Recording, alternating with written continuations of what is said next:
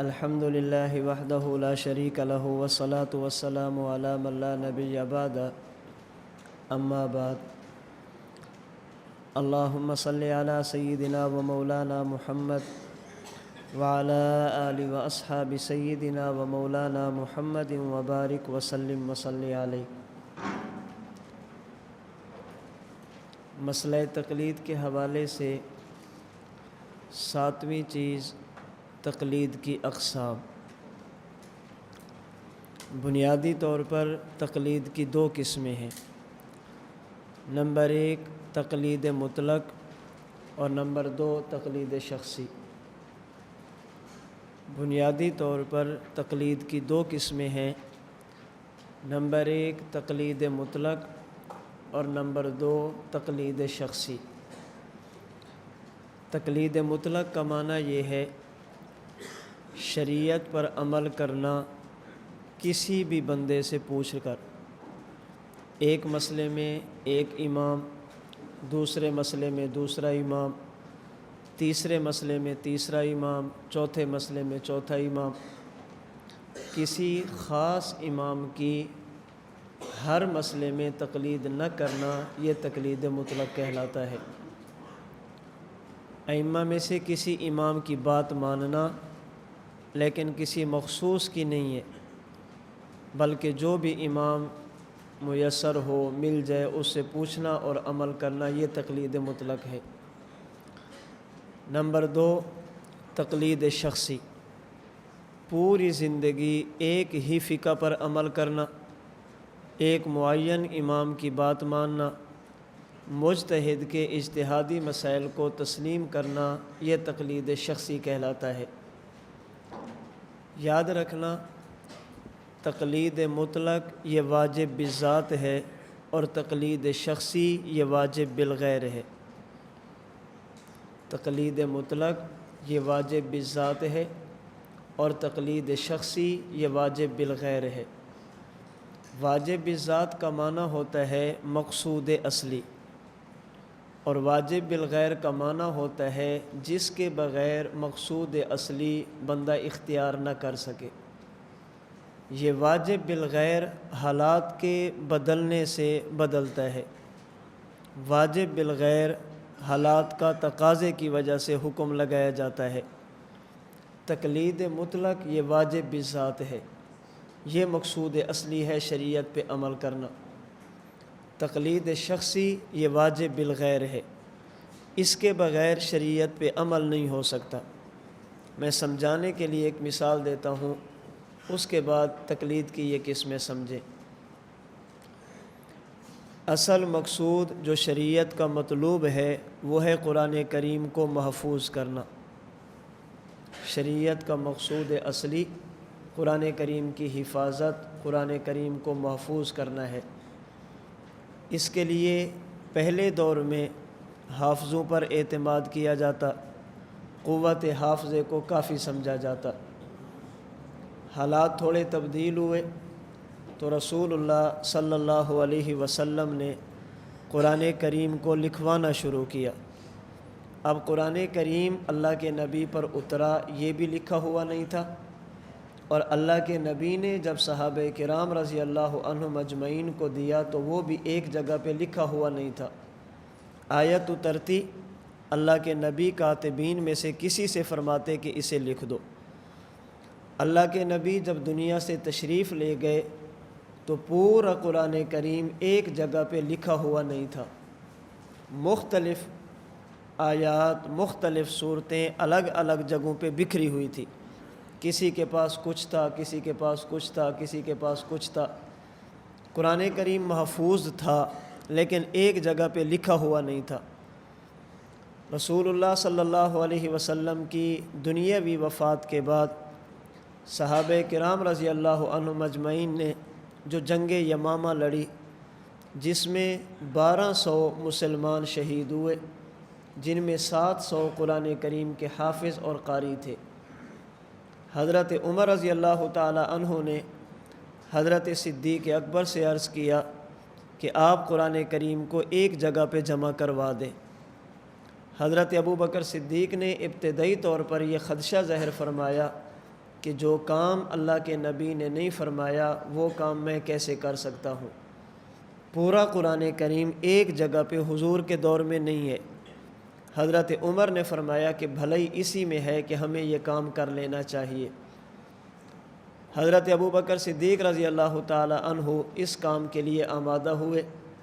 اس کام میں خلفائے راشدین حضرت زید بن ثابت اور چند ایک دیگر صحابہ تھے جنہوں نے مشاورت سے قرآن کریم کو ایک جگہ پہ لکھنے کا اہتمام کرایا۔ وہ ایک لمبی تفصیل ہے کہ اس قرآن کریم کو لکھنے کے لیے طریقہ کار کون سا اختیار کیا گیا۔ آیت لئی جاتی، حضرت عمر کے حافظے پر اس کو چیک کیا جاتا، پھر حضرت زید کے حافظے پر، اس کے بعد آیت کریمہ پر 2 گواہ طلب کیے جاتے۔ احتیاط کے ساتھ حضرت ابوبکر صدیق کے دور میں قرآن کریم کو ایک جگہ پہ اکٹھا کیا گیا۔ اب حضور کے دور میں ابتداءً لکھا نہیں گیا، اس کے بعد حضور نے لکھوایا تو ایک جگہ پہ نہیں لکھوایا۔ وقت گزرتا گیا، اسلام پھیلتا گیا، دور دراز علاقوں میں اسلام پہنچا۔ جب حضرت عثمان بن عفان رضی اللہ تعالی عنہ کا دور خلافت آیا، لوگ نئے نئے اسلام میں داخل ہوتے اور مدینہ منورہ سے بہت دور ہوتے، سمجھانے والا ہر بندہ وہاں پہ موجود نہیں ہوتا تھا۔ اب لوگوں نے قرآن کریم کے بارے میں اختلاف شروع کیا، اور اس اختلاف کی بنیاد اختلاف قرات تھی۔ انزل القرآن علی سبعۃ احرف، قرآن کریم چونکہ 7 لغات پہ اتارا گیا، ایک علاقے میں ایک لغت، دوسرے علاقے میں دوسری لغت، تیسرے علاقے میں تیسری لغت۔ حضرت حذیفہ رضی اللہ تعالی عنہ ایک مرتبہ مدینہ منورہ سے باہر تھے۔ آپ نے دیکھا کہ کسی علاقے کے لوگ قرآن کریم کی قرات کے اختلاف کی وجہ سے آپس میں اختلاف کرتے ہیں۔ مثال کے طور پہ قرآن کریم کی ایک قرات یہ تھی، الحمدللہ رب العالمین الرحمن الرحیم مالک یوم الدین۔ ایک علاقے والوں کے پاس قرات یہ تھی، وہ کہتے تھے یہ صحیح ہے۔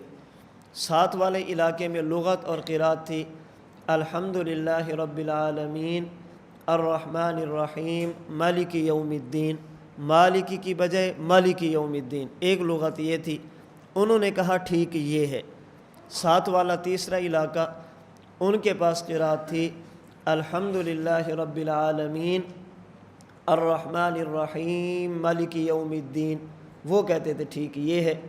اب ایک کہتے الرحمن الرحیم مالک یوم الدین، ایک کہتے الرحمن الرحیم مالک یوم الدین، ایک کہتے الرحمن الرحیم مالک یوم الدین۔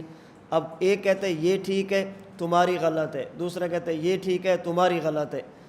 حضرت حذیفہ جب واپس مدینہ منورہ پہنچے تو اس وقت کے خلیفہ راشد حضرت عثمان بن عفان سے عرض کیا کہ حضرت مجھے خدشہ ہے کہ قرآن کریم کے بارے میں اس طرح کی باتیں نہ شروع ہو جائیں جس طرح کی باتیں پہلی آسمانی کتابوں کے بارے میں تھی۔ حضرت عثمان کو ساری صورتحال بتائی کہ ہیں تینوں ٹھیک، ہیں تینوں اپنی جگہ پہ درست، لیکن سمجھانے والا بندہ ہر جگہ پہ موجود نہیں ہے۔ اب ان کو کون سمجھائے گا؟ حضرت عثمان نے فرمایا کہ کیا کرنا چاہیے؟ حضرت حذیفہ نے مشورہ دیا کہ ہمیں قرآن کریم کو ایک لغت اور ایک قرات پہ اکٹھا کر دینا چاہیے، ایک لغت پہ جمع کیا جائے اور ہر علاقے میں اسی لغت کو اور اسی قرات کو بھیجا جائے۔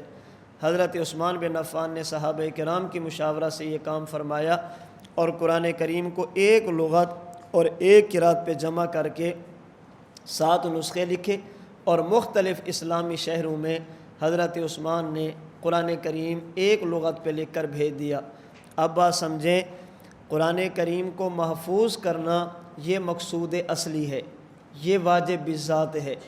قرآن کریم کو لکھنا یہ واجب بالذات نہیں ہے، واجب بالغیر ہے، اس لیے کہ بغیر لکھے قرآن کریم کی حفاظت ممکن نہیں تھی، قرآن کریم کی حفاظت مشکل تھی۔ پھر ایک جگہ پہ قرآن کریم کو لکھنا یہ واجب بالذات نہیں ہے، یہ واجب بالغیر ہے۔ کیوں؟ اس لیے کہ جب تک پورا قرآن ایک جگہ پہ نہ ہو اس وقت تک قرآن کریم کی حفاظت مشکل ہوگی۔ اس سے اگلی بات، پورے قرآن کریم کو ایک لغت اور ایک قرات پہ اکٹھا کرنا یہ ایسا واجب بالغیر ہے، اس کے بغیر قرآن کریم کی حفاظت بہت مشکل تھی۔ تو حضرت عثمان بن عفان نے جو کام فرمایا وہ حالات کا تقاضا تھا، وقت کا تقاضا تھا۔ اصل مقصود ہے قرآن کریم کی حفاظت، چونکہ بغیر کتابت کے، بغیر ایک لغت اور قرات پہ اکٹھا کرنے کے حفاظت مشکل تھی، اس لیے صحابہ کرام نے یہ کام کیا۔ اب ہم کہتے ہیں قرآن کریم کو محفوظ رکھنا یہ واجب بذات ہے، اور قرآن کریم کو ایک جگہ پہ لکھنا، ایک قرات پہ لکھنا یہ واجب بالغیر ہے۔ اور یاد رکھنا واجب بالغیر کے لیے الگ اور مستقل دلیل کی ضرورت نہیں ہوتی، جو دلیل واجب بذات کے ہوتے ہیں وہی دلیل واجب بالغیر کے ہوتے ہیں۔ واجب بالغیر یہ حالات کا تقاضا ہوتا ہے، واجب بالغیر یہ مجبوریوں کے پیش نظر ہوتا ہے۔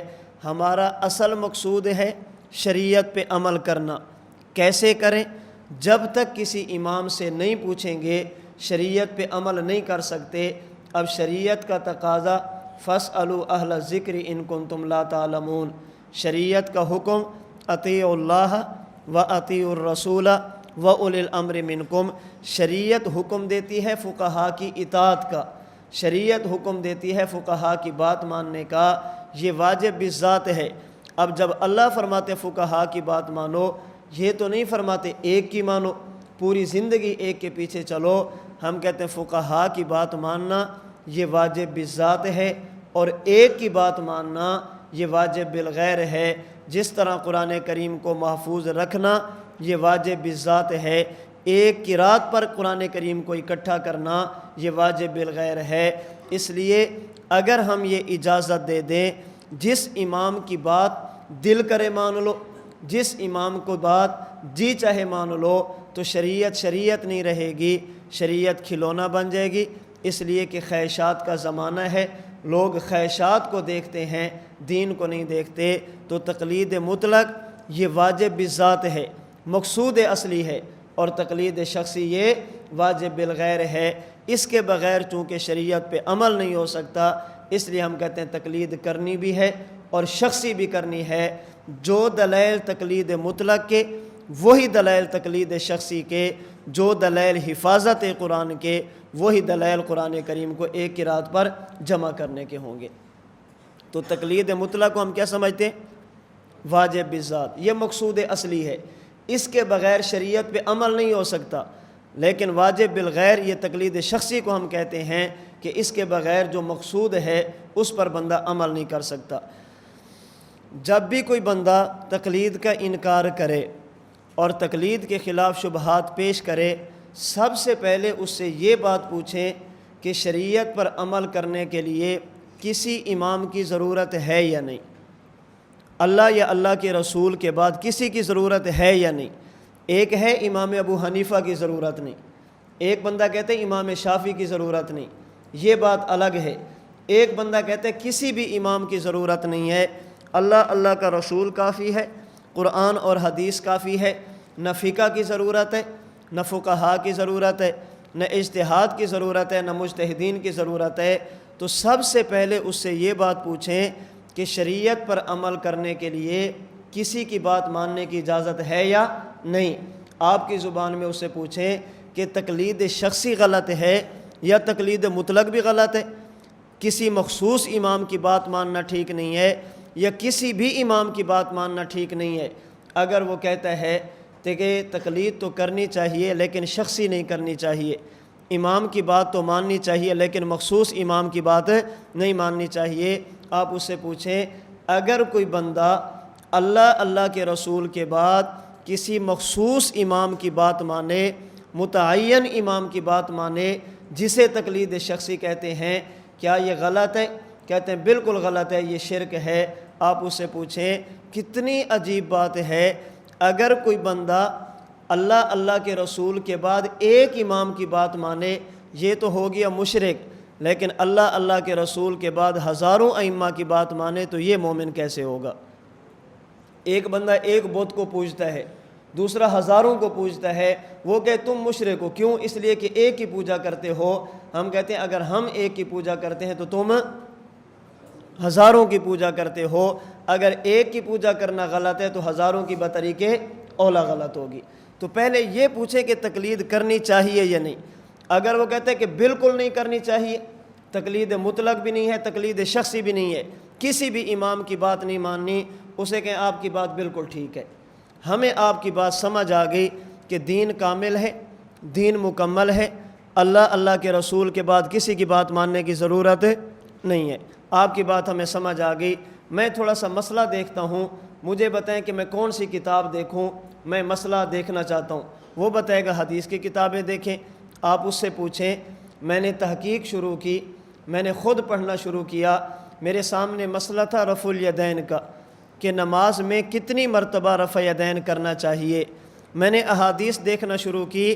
نمبر 1 سنن ترمذی، سنن نسائی وغیرہ کی روایت مجھے حدیث ملی کہ نماز کے شروع میں رفع یدین کرنا چاہیے، اس کے بعد سلام پھیرنے تک رفع یدین نہیں کرنا چاہیے۔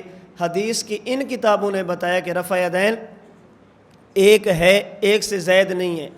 میں نے حدیث پاک کی کتاب دیکھی، موطا امام مالک، مجھے حدیث ملی کہ 4 رکعت نماز میں 5 مرتبہ رفع یدین کرنا چاہیے۔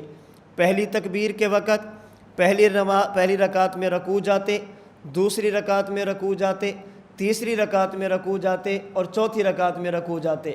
موطا مالک کی روایت نے بتایا کہ 4 رکعت نماز میں کتنے رفع الیدین؟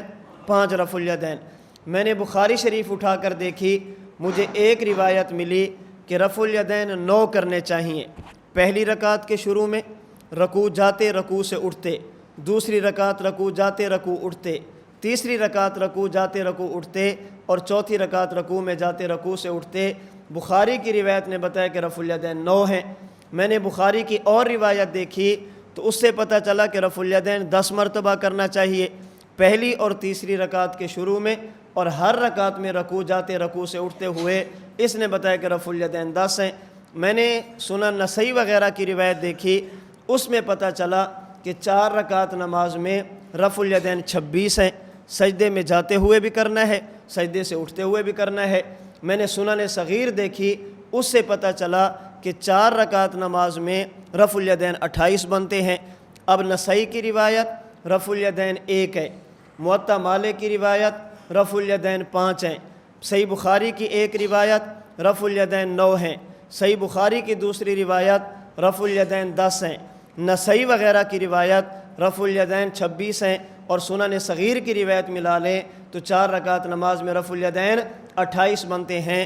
اب بتائیں کہ میں کس حدیث پر عمل کروں، کس کو چھوڑوں، کس پر عمل کروں، کس پر عمل نہ کروں؟ مسئلہ ایک ہے، روایتیں 6 قسم کی ہیں، میں تو محقق بن کے پریشان ہو گیا، اب بتاؤ میں کدھر جاؤں؟ وہ آپ کو کہے گا اس میں الجھن والی بات کون سی ہے؟ آپ صحیح حدیث پہ عمل کریں، ضعیف کو چھوڑ دے۔ آپ کہیں 1 والی بھی صحیح ہے، 5 والی بھی صحیح ہے، 9 والی بھی صحیح ہے، 10 والی بھی صحیح ہے، 26 والی بھی صحیح ہے، 28 والی بھی صحیح ہے۔ تو جب ساری صحیح ہے، کس پہ عمل کروں، کس کو چھوڑ دوں؟ نمبر 2، آپ کہتے ہیں صحیح پہ عمل کرو اور ضعیف کو چھوڑ دو۔ میں نے تو بخاری اٹھا کر دیکھی، اللہ کے نبی کا قول موجود نہیں ہے کہ یہ حدیث صحیح ہے۔ میں نے مسلم اٹھا کے دیکھی، اللہ کے نبی کا فرمان نہیں ہے یہ حدیث صحیح ہے۔ میں نے نسائی اٹھا کر دیکھی، نبی کا فیصلہ نہیں یہ حدیث ضعیف ہے۔ اب صحیح پر عمل کیسے کروں، ضعیف کو کیسے چھوڑوں؟ مجھے کون بتائے گا کہ یہ صحیح ہے یہ ضعیف ہے؟ وہ کہے گا ابن حجر عسقلانی نے لکھا ترک رفع یدین کی روایت ضعیف ہے، فلاں نے لکھا رفع الیدین کی روایت صحیح ہے۔ آپ اس سے کہیں آپ نے تو مجھے یہ سبق دیا تھا کہ اللہ کے رسول کے علاوہ کسی کی بات نہیں ماننی، اگر امام ابو حنیفہ کی بات ماننا غلط ہے تو حافظ ابن حجر کی بات ماننا کیسے ٹھیک ہوگا؟ آپ نے تو مجھے یہ درس دیا تھا اللہ کے رسول کے بعد کسی کی بات بھی نہیں ماننی۔ وہ کہے گا بخاری کی روایت پہ عمل کرو، بخاری میں 1 میں 9 ہیں، 1 میں 10 ہیں۔ وہ کہے گا 9 والی روایت 2 رکعت کے بارے میں ہے اور 10 والی روایت 4 رکعت کے بارے میں ہے۔ آپ اسے کہیں یہ تو حدیث میں نہیں ہے کہ یہ 2 رکعت کے بارے میں، یہ 4 رکعت کے بارے میں۔ وہ کہے گا محدثین نے لکھا ہے۔ آپ کہنا آپ نے مجھے سبق یاد کرایا تھا اللہ کے رسول کے علاوہ کسی کی بات نہیں ماننی، اگر امام ابو حنیفہ بات کریں وہ غلط ہے، امام بخاری بات کریں گے تو یہ کیسے ٹھیک ہوگا؟ آپ کو نہیں پتہ کہ بخاری کی روایت پہ عمل کرنا چاہیے کیونکہ یہ اصح الکتب بعد کتاب اللہ ہے۔ آپ اس سے پوچھیں یہ اصح الکتب بعد کتاب اللہ کون سی سورت کی آیت ہے اور اللہ کے نبی کا کون سا فرمان ہے؟ وہ کہے گا اصح الکتب بعد کتاب اللہ، یہ آیت بھی نہیں ہے، نبی کا فرمان بھی نہیں ہے، یہ امت کا قول ہے۔ آپ اسے کہیں امتی اگر صحابہ کا شاگرد امام اعظم ہو، اس کی بات ماننا اگر غلط ہے، شاہ ولی اللہ محدث دہلوی ہو، ان کی بات ماننا کیسے ٹھیک ہوگا؟ تو سب سے پہلے تنقیح کریں کہ تقلید کا وجود ہے یا نہیں۔ اگر وہ کہتے ہیں تقلید مطلق ٹھیک ہے، شخصی ٹھیک نہیں ہے، تقلید مطلق صحیح ہے، تقلید شخصی صحیح نہیں ہے، آپ اس سے پوچھیں کہ ایک کی بات ماننا غلط ہے اور کئی کی بات مانیں گے تو یہ کیسے ٹھیک ہوگا؟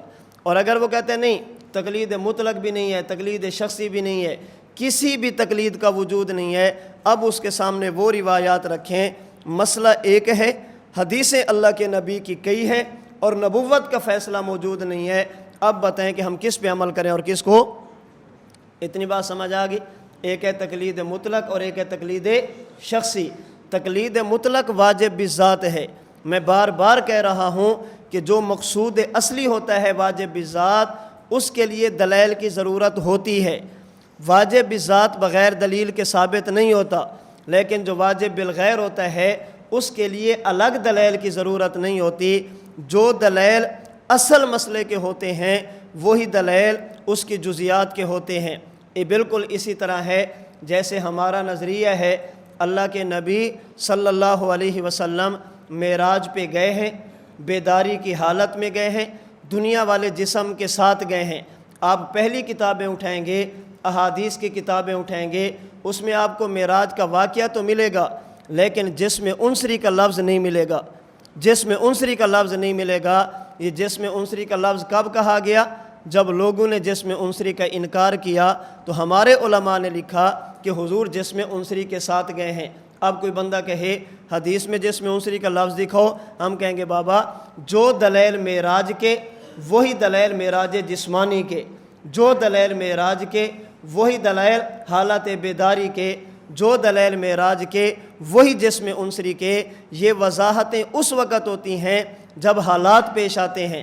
ہمارا نظریہ حضرت عیسیٰ علیہ السلام آسمانوں پہ گئے ہیں، دنیا والے جسم کے ساتھ گئے ہیں۔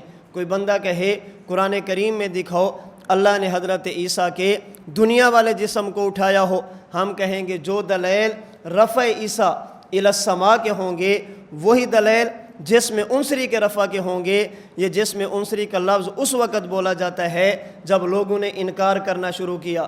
ہمارا عقیدہ موت کے بعد روح اور جسم ایک دوسرے کے تعلق کے ساتھ دونوں کو ثواب یا عذاب دیا جاتا ہے۔ لوگ کہیں گے جسم انصری کا لفظ دکھاؤ، قرآن تو جسم انصری کا لفظ نہیں کہتا، حدیث میں تو جسم انصری کا لفظ نہیں ہے۔ اعادۃ الروح الی الجسد امام ابو حنیفہ نے اگر فرمایا تو جسد الانصری تو نہیں فرمایا۔ جسد سے مراد جیسے انصری ہو سکتا ہے مثالی بھی تو ہو سکتا ہے، آپ تعلق کا لفظ دکھائیں، ہم کہیں گے جو دلائل ثواب قبر کے وہی دلائل حیات فی القبر کے، جو دلائل حیات فی القبر کے وہی دلائل تعلق کے روح کے ہوں گے۔ یہ تعلق کا لفظ تب بولا جاتا ہے جب انکار کیا جائے، جب تک انکار نہیں ہوگا جو دلائل عذاب کے وہی دلائل روح اور جسم کے تعلق کے، جو دلائل عذاب جسمانی کے ہوں گے وہی دلائل جسم انصری کے ہوں گے۔ یہ وضاحتیں حالات کے مطابق ہوتی ہیں، یہ وضاحتیں حالات کے بدلنے سے کی جاتی ہیں۔ اسی طرح جو دلائل تقلید مطلق کے بالکل وہی دلائل تقلید شخصی کے ہوں گے، تقلید شخصی کے لیے الگ دلائل کی ضرورت نہیں، اگرچہ ہمارے پاس الگ دلائل موجود ہیں، لیکن اگر نہ بھی ہوتے تو تقلید شخصی پر مستقل الگ دلائل ہمارے ذمے، بات سمجھ آ گئی؟ اگرچہ ہمارے پاس ہیں لیکن ہمارے ذمے تھے نہیں۔ یہ ہمارا احسان سمجھو کہ جو چیز ہمارے ذمے نہیں تھی ہم نے تبرعاً تفضلاً تم پہ احسان کیا، تمہیں دلائل بھی دیے ہیں اگرچہ دلائل ہمارے ذمے تھی نہیں۔ تو ایک ہے تقلید مطلق اور ایک ہے تقلید شخصی۔ اسی طرح تقلید مطلق ہو یا تقلید شخصی ہو، یہ محمود بھی ہوتی ہے، مذموم بھی ہوتی ہے۔ تقلید مطلق ہو یا تقلید شخصی، یہ محمود بھی ہوتی ہے اور مذموم بھی ہوتی ہے۔ میں اشارہ کر رہا ہوں، تفصیل میں پہلے عرض کر چکا ہوں۔ تقلید محمود کا معنی شریعت پر عمل کرنا اور کسی بڑے سے پوچھ کر کرنا۔ اقیم الصلاۃ، نماز کی پابندی کرو، نماز قائم کرو۔ نماز کیسے پڑھیں؟ مکمل نماز بمائے احکام نصوص میں نہیں ہے، امام بتائیں ہم پڑھ لیں، اسے تقلید کہتے ہیں جو محمود ہے۔ شریعت پر عمل کرنا اور کسی بڑے سے پوچھ کر کرنا، یہ تقلید محمود ہے۔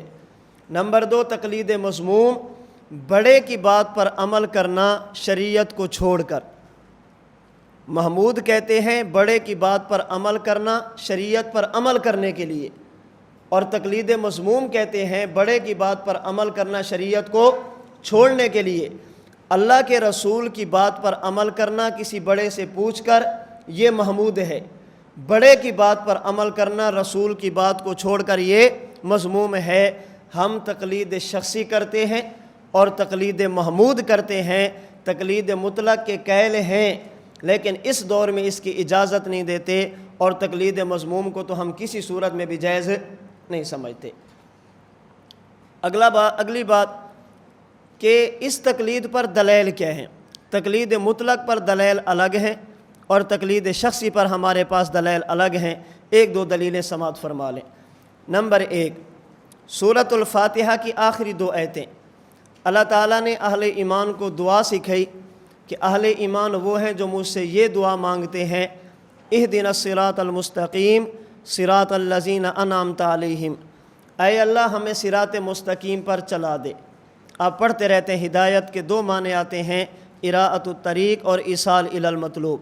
یہاں ہدایت سے مراد ایصال الی المطلوب ہے، اللہ ہمیں صراط مستقیم پر چلا دے، اے اللہ ہمیں سیدھے راستے پر چلا دے، اے اللہ ہمیں اعتدال والے راستے پر چلا دے۔ اللہ تعالیٰ نے ہمیں دعا سکھائی ہے۔ اب اگلا سوال کہ اللہ رب العزت نے جب صراط مستقیم پر چلنے کی دعا سکھائی ہے تو صراط مستقیم ہے کیا؟ صراط مستقیم کون سا راستہ ہے؟ اللہ رب العزت نے یہ نہیں فرمایا صراط القرآن والحدیث، صراط مستقیم قرآن ہے، صراط مستقیم حدیث ہے۔ اگرچہ وہ بھی صراط مستقیم ہے، لیکن اللہ تعالیٰ نے صراط القرآن والحدیث نہیں فرمایا، اللہ تعالیٰ نے صراط الفقہ نہیں فرمایا، اللہ تعالیٰ نے صراط العلم نہیں فرمایا۔ صراط مستقیم کیا ہے؟ فرمایا صراط الذین انعمت علیہم، یہ ان لوگوں کا راستہ ہے جن پر اللہ رب العزت نے انعام فرمایا۔ اللہ تعالیٰ نے صراط مستقیم کی وضاحت، صراط مستقیم کی تفسیر صراط القرآن والحدیث سے نہیں فرمائی، صراط الذین انعمت علیہم سے فرمائی ہے۔ اللہ نے صراط مستقیم کی وضاحت کتاب سے نہیں فرمائی، اللہ نے رجال سے فرمائی ہے۔ صراط مستقیم کی وضاحت اللہ نے علم سے نہیں فرمائی، صراط مستقیم کی وضاحت علماء سے فرمائی ہے۔ صراط مستقیم کیا ہے؟ ان لوگوں کا راستہ جن پر اللہ نے انعام فرمایا۔ اب یہ جن پر اللہ نے انعام فرمایا وہ کون ہے؟ اس کی تفسیر اللہ نے دوسری آیت میں فرمائی، سورہ نساء 5واں پارہ، اولئک مع الذین انعم اللہ علیہم من النبیین والصدیقین والشہداء والصالحین منعم علیہم۔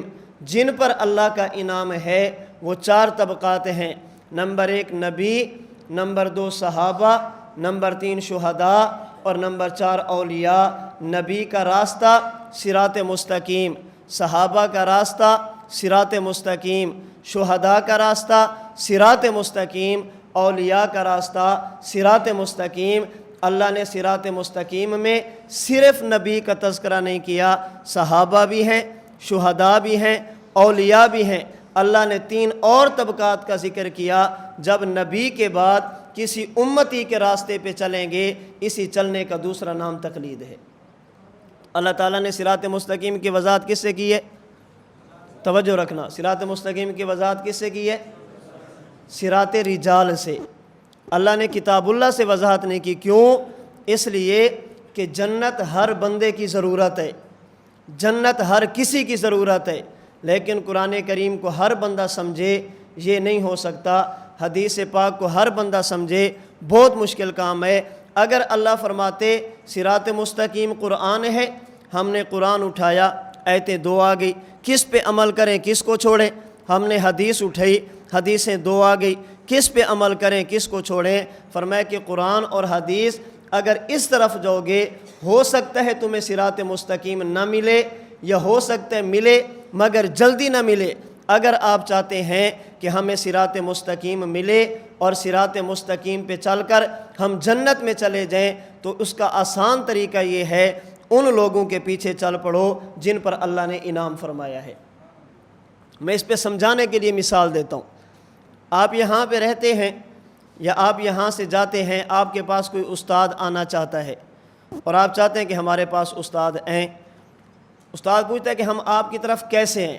آپ استاد کو ایڈریس سمجھاتے ہیں کہ آپ یہاں سے گاڑی پہ بیٹھ جائیں، اپنی گاڑی پہ اگر آ رہے ہوں، فلاں پشاور آنا چاہیں، آپ موٹر وے سے آئیں گے، انٹرچینج سے اتریں گے، نیچے 2 سڑکیں جاتی ہیں، ایک دائیں ایک بائیں، آپ نے دائیں طرف مڑنا ہے، آئیں گے آگے چوک آئے گا، 4 سڑکیں ہوں گی، آپ نے بالکل سیدھا آنا ہے، آگے گلی آ جائے گی، آپ نے دائیں طرف مڑنا ہے، آگے کھمبا یا ٹرانسفارمر ہوگا، اس کے ساتھ آپ نے بائیں طرف ہو جانا ہے، پھر وہاں پہ آئیں گے تو سامنے ہمارا گھر ہے۔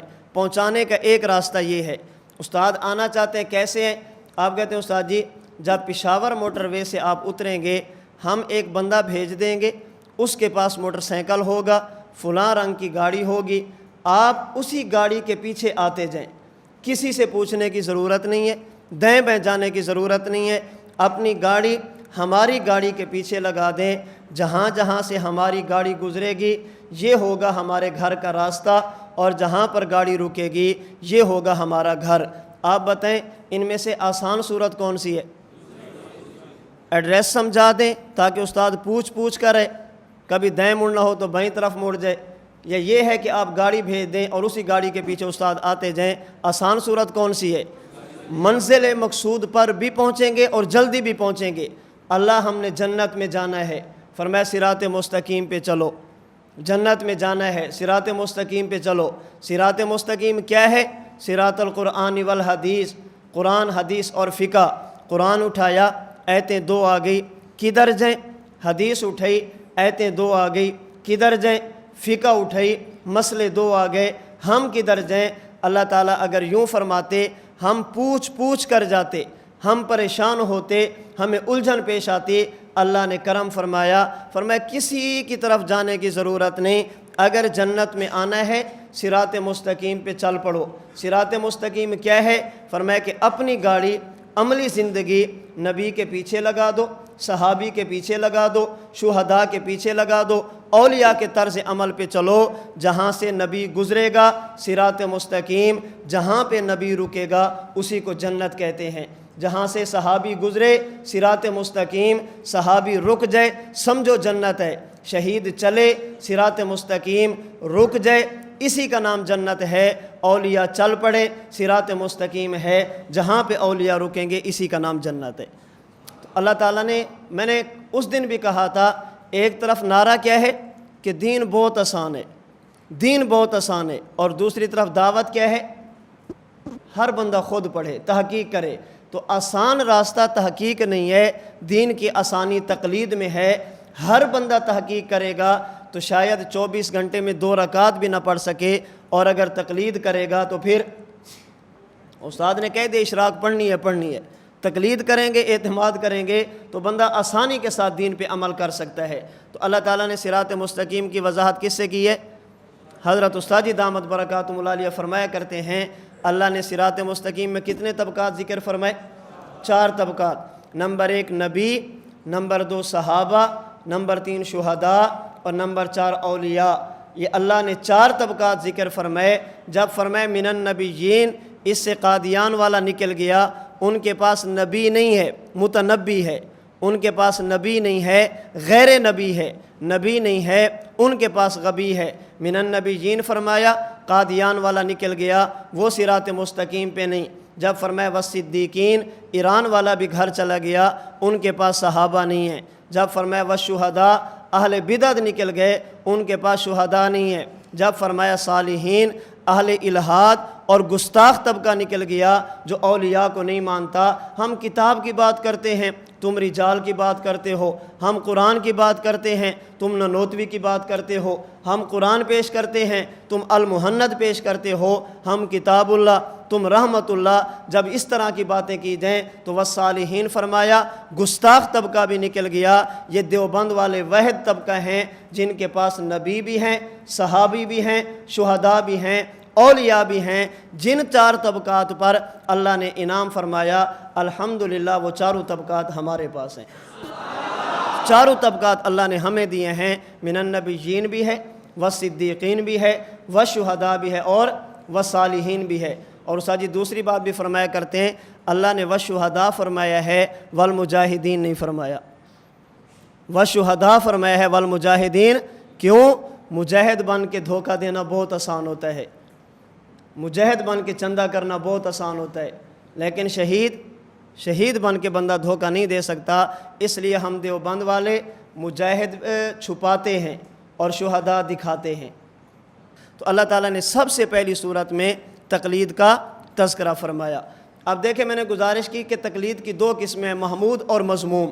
ہم محمود کرتے ہیں، مذموم جو کرتے ہیں اس کا تذکرہ بھی فاتحہ میں، اور جو ہم نہیں کرتے جسے غلط سمجھتے ہیں اس کی نفی بھی سورۃ الفاتحہ میں۔ اہدنا الصراط المستقیم صراط الذین انعمت علیہم، یہ تقلید محمود ہے۔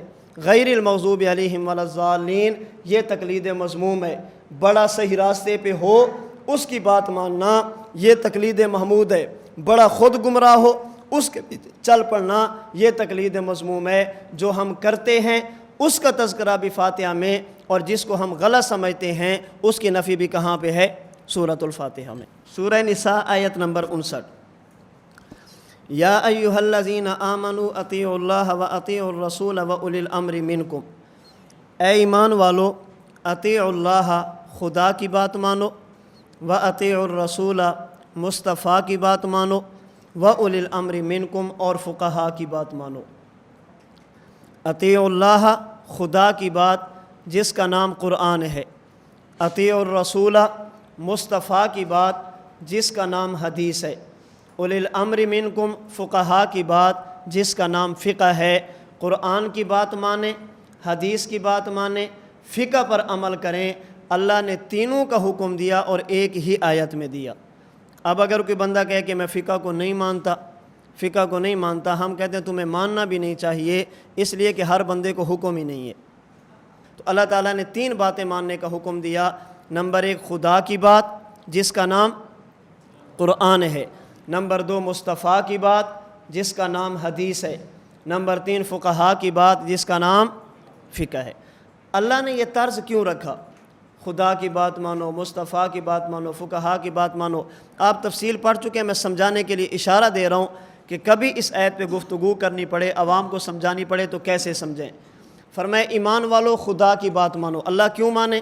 اس لیے کہ اللہ ہمارے خالق، ہم مخلوق، اللہ مالک، ہم مملوک۔ مخلوق اور مملوک کا حق بنتا ہے کہ خالق اور مالک کی بات ہے، اس لیے اطیعوا اللہ۔ اچھا اللہ آپ کی بات تو سمجھ آ گئی، اطیعوا الرسول، مصطفیٰ کی بات کیوں مانے؟ اے اللہ آپ نے حکم دیا کہ میری بات مانو۔ دنیا میں کسی بندے کی بات ماننے کے دو طریقے ہوتے ہیں، نمبر ایک اسے دیکھا جائے، نمبر دو اسے سنا جائے۔ عامر کو مامور دیکھے یا عامر کو مامور سنے۔ اگر مامور عامر کو دیکھ بھی نہ سکے، مامور عامر کو سن بھی نہ سکے تو بات ماننی مشکل ہو جاتی ہے۔ اللہ آپ نے حکم دیا میری بات مانو، نہ ہم آپ کو دیکھ سکتے ہیں نہ آپ کو سن سکتے ہیں، ہم آپ کی بات کیسے مانیں؟ فرمایا اطیعوا الرسول، مصطفیٰ کی بات مانو، کیونکہ دیوبند والوں کا نظریہ ہے ہم نے اللہ کو دیکھا بھی نہیں، اللہ کو سنا بھی نہیں، لیکن مصطفیٰ صلی اللہ علیہ وسلم نے خدا کو دیکھا بھی ہے، خدا کو سنا بھی ہے۔ تو وَأَطِيعُوا الرَّسُولَ، مصطفیٰ کی بات مانو۔ اللہ آپ نے حکم دیا میری بات مانو، بات سمجھ آ گئی۔ آپ نے حکم دیا میرے نبی کی بات مانو، بات سمجھ آ گئی۔ ہمیں مسئلہ پیش آیا، ہم نے اطیعوا اللہ میں دیکھا، قرآن میں نہیں ملا، اطیعوا الرسول میں دیکھا، حدیث میں نہیں ملا، مسئلہ غیر منصوص ہے، کدھر جائیں؟ فرمایا اولی الامر منکم، فقہاء سے پوچھ لو۔ اللہ ہم نے قرآن دیکھا، آیتیں دو ہیں، ہم نے حدیث دیکھی، حدیثیں دو ہیں، کس پہ عمل کریں کسے چھوڑیں؟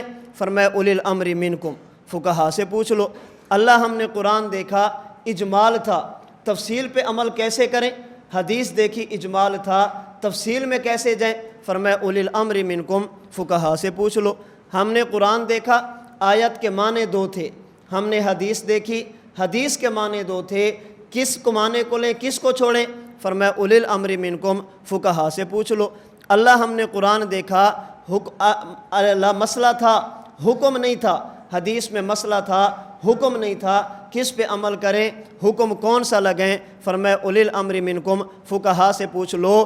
اگر قرآن اور حدیث میں نہ ملے اولی الامر منکم، احادیث ٹکرا جائیں اولی الامر منکم، اجمال آ جائے اولی الامر منکم، احتمال معانی آ جائے اولی الامر منکم، اگر احکام کی تعیین نہ ہو اولی الامر منکم، تو اللہ تعالیٰ نے اولی الامر اس لیے فرمایا تاکہ مسائل اجتہادیہ میں امت کو الجھن پیش نہ آئے۔ اللہ نے یہ طرز اس لیے رکھا تاکہ امت کے لیے آسانی ہو جائے۔ یہ اولی الامر کا معنی میں نے فقہا کیا ہے۔ سوال یہ ہے کہ یہ معنی ہم نے کیا یا کسی اور نے کیا ہے؟ یہ معنی ہم نہیں کرتے، یہ معنی نبی کریم صلی اللہ علیہ وسلم کے شاگرد صحابہ کرام رضی اللہ عنہم اجمعین نے کیا، اور صحابہ کرام رضی اللہ عنہم اجمعین کے شاگردوں نے کیا، جیسا کہ احکام القرآن میں امام ابو بکر جساس رازی نے اسی آیت کے تحت حضرت عبداللہ بن عباس، حضرت جابر بن عبداللہ رضی اللہ تعالی عنہما سے، حضرت حسن، حضرت عطا اور حضرت مجاہد رحمہم اللہ سے نقل کیا، یہ فرماتے انہم اولو الفقہ والعلم، اس سے مراد فقہا اور علماء ہیں۔ تفسیر ابن ابی حاتم میں حضرت امام ابن ابی حاتم رازی رحمہ اللہ نے حضرت عبداللہ بن عباس سے نقل کیا اولی الامر منکم یعنی اہل الفقہ والدین۔ اس آیت کریمہ میں اولی الامر سے مراد کون ہیں؟ فقہا ہیں۔ تو اس آیت کریمہ میں اولی الامر کا معنی فقہا ہم نے نہیں کیا، اولی الامر کا معنی فقہا اس شخص نے کیا ہے جسے نبی نے اپنے سینے سے لگا کر قرآن کریم کی تفسیر کی دعا دی ہے۔ حضرت عبداللہ بن عباس رضی اللہ تعالیٰ عنہما وہ اس آیت کریمہ کا معنی کیا کرتے ہیں؟ فقہا کرتے ہیں۔ اس پہ سوال ہوتے ہیں، دو سوال۔ پہلا سوال، بعض مفسرین فرماتے ہیں کہ اولی الامر سے مراد حکام ہیں، اولی الامر سے مراد حاکم وقت ہیں، اولی الامر سے مراد فقہا نہیں ہیں۔ اس آیت کریمہ پر دو سوال ہیں۔ پہلا سوال، اولی الامر سے مراد حکام ہیں، اولی الامر سے مراد فقہا نہیں ہیں۔ بعض مفسرین نے لکھا ہے، اگرچہ انہوں نے وضاحت بھی کی ہے کہ اگر اولی الامر سے مراد حکام لیے جائیں تو حکام سے مراد وہ ہوں گے جو حکام شریعت کو جانتے ہوں گے، اس لیے کہ حاکم اگر حکم دے یا شریعت کے مطابق ہوگا یا شریعت کے خلاف ہوگا۔ اگر شریعت کے خلاف ہو، لا طاعۃ لمخلوق فی معصیۃ الخالق، اس کو ماننے کی اجازت نہیں ہے۔ اگر حاکم وقت شریعت کے مطابق حکم دے، نمبر ایک شریعت کو جانتا ہوگا، نمبر دو شریعت کو جانتا نہیں ہوگا، کسی جاننے والے سے پوچھ کر بتائے گا۔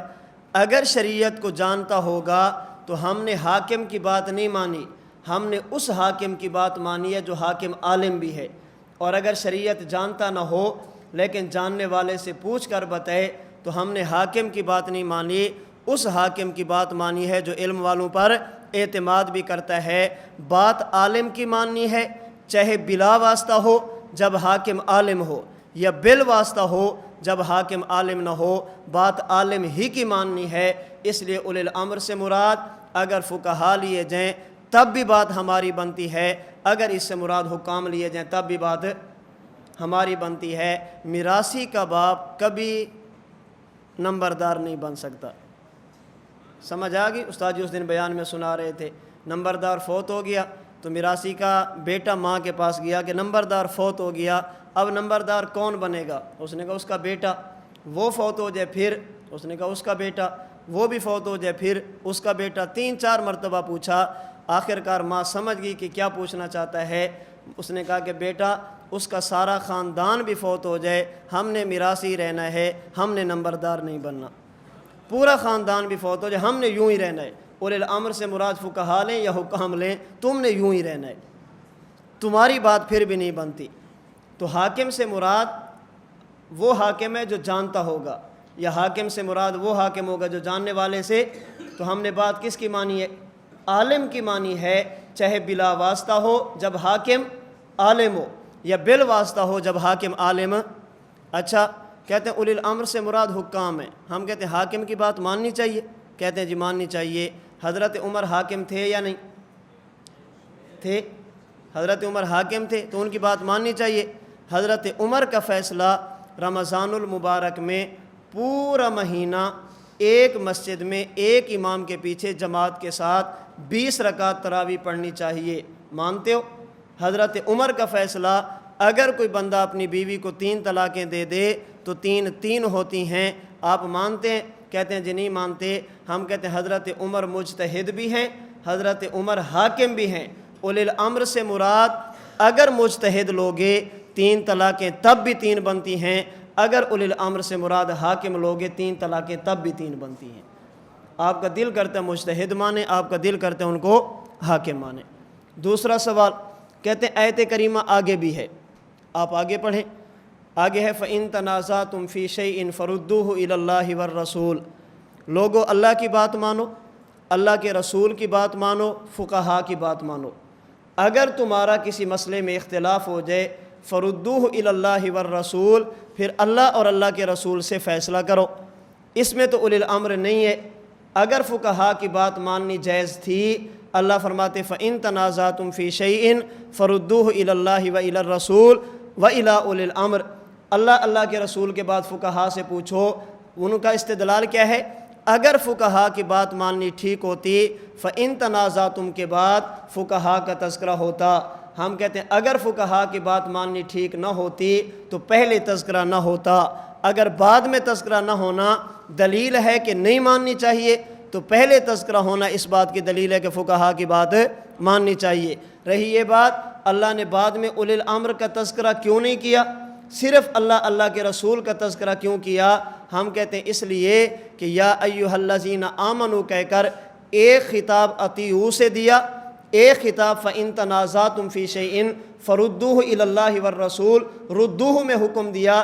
ایک حکم ہے اطیعوا کا اور ایک حکم ہے ردوہ کا، ایک حکم ہے اطاعت کا، ایک حکم ہے اختلاف کی صورت میں اللہ کے رسول کے فیصلہ کرانے کا۔ حضرت امام ابو بکر جساس رازی رحمہ اللہ احکام القرآن للجساس میں اور مشہور اہل حدیث عالم نواب صدیق حسن خان صاحب اپنی تفسیر فتح البیان میں اسی آیت کی تفسیر میں فرماتے ہیں کہ اللہ نے 2 خطاب کیے ہیں، ایک اطیعوا میں حکم دیا، ایک ردوہ میں حکم دیا۔ اطیعوہ یہ خطاب عام ہے اور ردوہ یہ خطاب خاص ہے۔ والخطاب مستقل موجہ للمجتہدین، اگر بندہ مجتہد نہیں ہے اسے حکم ہے قرآن کی بات مانو، حدیث کی بات مانو، فقہا کی بات مانو۔ اور اگر انسان مجتہد ہو اسے حکم یہ ہے اگر تمہیں مسئلہ پیش آ جائے ردوہ الی اللہ والرسول، پھر قرآن اور حدیث سے مسائل کے استنباط کی کوشش کرو۔ تو پہلا خطاب یہ خطاب عام ہے جو ایمان والوں کو ہے، اور دوسرا خطاب خاص ہے جو فقہا کو ہے۔ جب فقہا کو خطاب ہے اولی الامر کہنے کی ضرورت ہی نہیں تھی، کیونکہ اولی الامر تو وہ خود ہیں۔ جب مجتہدین کا اختلاف ہو جائے وہ فیصلہ قرآن سے حدیث سے کریں گے، اور جب عام بندوں کی بات آئے گی تو وہ مسئلے کو کہاں سے حل کریں گے؟ اللہ کا رسول اور فقہا۔ توجہ رکھنا، اگر پہلا خطاب بھی عام ہوتا دوسرا خطاب بھی عام ہوتا، اللہ یوں فرماتے یا ایھا الذین آمنوا اطیعوا اللہ واطیعوا الرسول فإن تنازعتم فی شیء فردوہ الی اللہ والرسول۔ ایمان والو اللہ کی بات مانو، اللہ کے رسول کی بات مانو۔ اگر جھگڑا ہو جائے اللہ کے رسول سے فیصلہ کرو۔ اگر دونوں خطاب عام ہوتے اللہ اولی الامر نہ فرماتے، یوں فرماتے اطیعوا اللہ واطیعوا الرسول فإن تنازعتم فی شیء فردوہ الی اللہ والرسول۔ یہ درمیان میں اولی الامر کا لفظ لانا اس بات کی دلیل ہے پہلا خطاب عام ہے، دوسرا خطاب خاص ہے۔ عام بندہ خدا کی بات، مصطفیٰ کی بات، فقہا کی بات مانے گا، قرآن پر، حدیث پر، فقہ پر عمل کرے گا۔ لیکن اگر کسی مسئلے میں فقہا کا اختلاف ہو جائے وہ کدھر جائیں گے؟ اللہ کے رسول کی طرف، کیونکہ اللہ نے فرمایا فردوہ، اللہ اللہ کے رسول سے فیصلہ کرو، یہ ردوہ وہی کرے گا جو رد کی کیفیت بھی جانتا ہو، جسے یہ بھی پتہ ہو کہ نصوص میں تعارض ہو تو کیا کرنا چاہیے، اجمال ہو تو کیا کرنا چاہیے۔ جو بندہ رد کی کیفیت جانتا ہو اسے عام بندہ نہیں کہتے، اسے مجتہد کہتے ہیں۔ توجہ رکھنا، پہلا خطاب عام ہے، دوسرا خطاب خاص ہے۔ یہ بلاغت کا بھی تقاضا ہے، کیونکہ علم معانی، علم بلاغت کے مطابق اگر ایک آیت میں، ایک حدیث میں، ایک عبارت میں ایک لفظ 2 مرتبہ آ جائے اور دونوں مرتبہ معنی ایک لیا جائے، اسے کہتے ہیں تاکید۔ اگر معنی الگ الگ لیا جائے اسے کہتے ہیں استئناف۔ اگر معنی ایک لیا جائے اسے کہتے ہیں اعادہ۔ اگر معنی الگ الگ لیا جائے اسے کہتے ہیں افادہ۔ اور بلاغت کا تقاضا ہے الاستئناف اولا من التاکید، الافادۃ افضل من الاعادہ۔ لفظ ہو معنی ایک ہو یہ بھی ٹھیک ہے، لفظ ہو معنی الگ الگ ہو یہ اور زیادہ ٹھیک ہے۔ اعادہ ٹھیک ہے، افادہ افضل ہے، تاکید ٹھیک ہے، استئناف اولا ہے۔ اگر اطیعوا کا خطاب بھی عام مانے، آگے ان تنازعتم کا خطاب بھی عام مانے، اسے تاکید کہیں گے، اسے اعادہ کہیں گے۔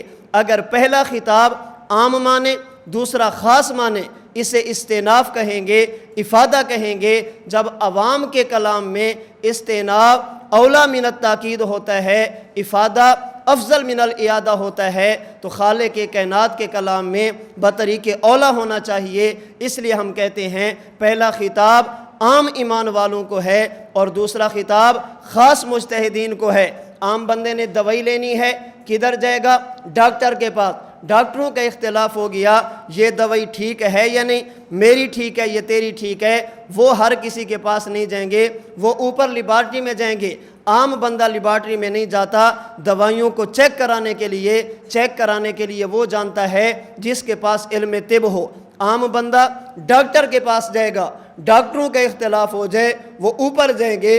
عام بندہ فقہا کے پاس جائے گا، فقہا کا اختلاف ہو جائے یہ اوپر جائیں گے۔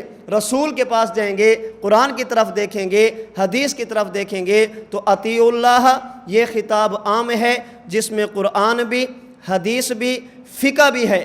اگلا خطاب خاص ہے، اگر اختلاف ہو جائے نصوص کی بنیاد پہ وجوہ ترجیح تلاش کرو، کسی ایک جانب کو ترجیح دے دو، تو پہلا خطاب اس کا مصداق اور لوگ ہیں اور دوسرا خطاب اس کا مصداق اور لوگ ہیں۔ اگر اطیعوا اللہ ہو تب بھی بات ٹھیک ہے، ان تنازعتم ہو تب بھی بات ٹھیک ہے، اولی الامر سے مراد فقہا لیں تب بھی بات ٹھیک ہے، اولی الامر سے مراد حکام لیں تب بھی بات ٹھیک ہے۔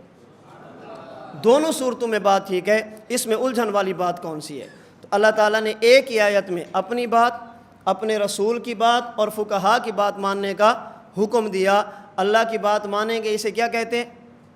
قرآن۔ رسول کی بات مانیں گے اسے کیا کہتے ہیں؟ حدیث۔ اور فقہا کی بات مانیں گے اس کا کیا کہتے ہیں؟ جب فقہا کی بات مانیں گے، فقہ پر عمل کریں گے، اسی فقہ پر عمل کرنے کا دوسرا نام کیا ہے؟ تقلید ہے۔ اور اللہ نے اس کا حکم کہاں پہ دیا ہے؟ قرآن کریم میں۔ ایک دو حدیثیں دیکھ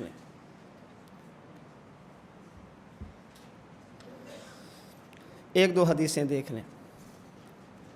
نمبر 1، صحیح بخاری جلد 2 صفحہ 1092، باب اجر الحاکم اذا اجتہد فاصاب او اخطا۔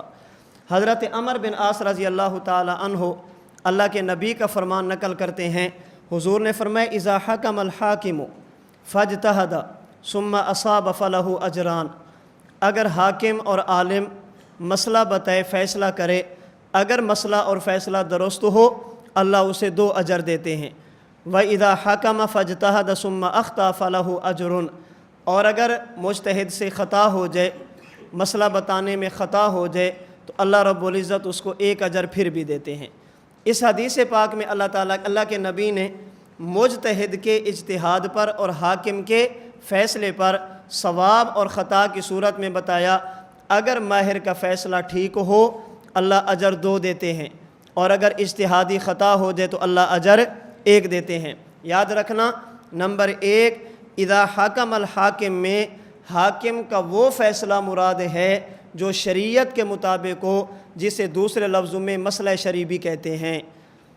ہر بات نہیں ہے، وہ بات جو شریعت کے مطابق ہو، جس کا دوسرا نام کیا ہے؟ مسئلہ شرعی۔ نمبر 2، حاکم ہو، مجتہد ہو اور اہل ہو، اگر وہ مسئلہ بتائے، اجتہاد کرے اور مسئلہ درست ہو تو اجران، اور اگر اجتہاد کرے اور خطا ہو جائے تو اجرن، ہے دونوں صورتوں میں اجر۔ فرق یہ ہے کہ اگر ثواب ہوگا تو ڈبل اجر، اگر خطا ہو جائے گی تو پھر ایک اجر مل جائے گا۔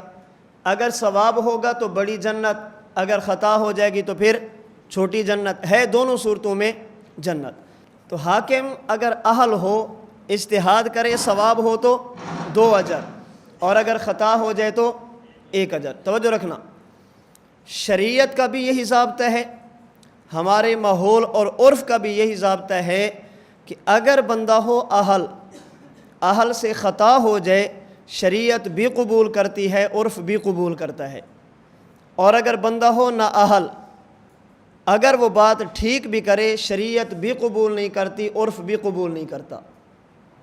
میں ایک اہم مسئلہ چھیڑنے لگا ہوں، اگر انسان ماہر ہو، ماہر کی خطا شریعت بھی قبول کرتی ہے، عرف بھی قبول کرتا ہے۔ اگر بندہ نہ اہل ہو، نہ اہل کی درستگی، نہ اہل کا ثواب صاد والا، شریعت بھی قبول نہیں کرتی اور عرف بھی۔ حدیث پاک میں ہے اگر حاکم مجتہد ہو، اجتہاد کرے اور درست کرے تو 2 اجر، اگر خطا ہو جائے تو۔ اس کا معنی یہ ہے کہ اہل سے اگر خطا بھی ہو جائے تو اللہ قبول کرتے ہیں، اللہ کے ہاں اس پر گرفت نہیں ہوتی، اللہ اجر دیتے ہیں۔ من قال فی القرآن برأیہ فقد اخطأ وان اصاب، جو آدمی فن تفسیر کا ماہر نہ ہو، اپنی رائے سے قرآن کی تفسیر کرے، اللہ کے نبی فرماتے ہیں فقد اخطأ وان اصاب، اگر وہ بات ٹھیک بھی کرے تب بھی قبول نہیں۔ اہل ہو، خطا ہو جائے فلہ اجرن، نہ اہل ہو، ثواب ہو جائے ان اصابہ، اگرچہ وہ بات درست کرے تب بھی اس کی بات قبول۔ تو حدیث پاک نے بتایا کہ اہل کی خطا بھی قبول ہے اور نہ اہل کا ثواب بھی قبول نہیں۔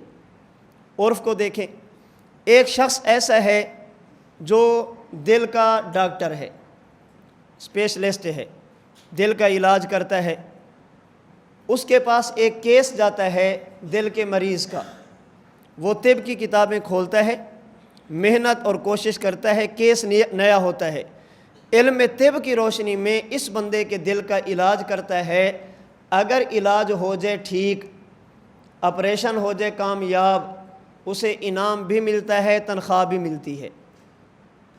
نیا کیس تھا نا، اس نے محنت کی ہے، علم طب میں غور و فکر کیا، اگر بندے کے دل کا آپریشن ٹھیک ہو جائے، تنخواہ بھی، شاباش اور انعام بھی۔ اگر کیس نیا ہو، ڈاکٹر ماہر ہو، اس کے پاس اتھارٹی، اس کے پاس ڈگری ہو، حکومت کی طرف سے اجازت ہو، نئے کیس کو علم طب کی روشنی میں حل کرنے کی کوشش کرے، لیکن آپریشن کامیاب نہ ہو، انعام اور شاباش تو نہیں ملتی، تنخواہ پھر بھی ملتی ہے۔ اس کا معنی یہ ہے کہ ہمارے عرف نے ماہر کی خطا کو بھی کیا کیا ہے؟ قبول کیا ہے۔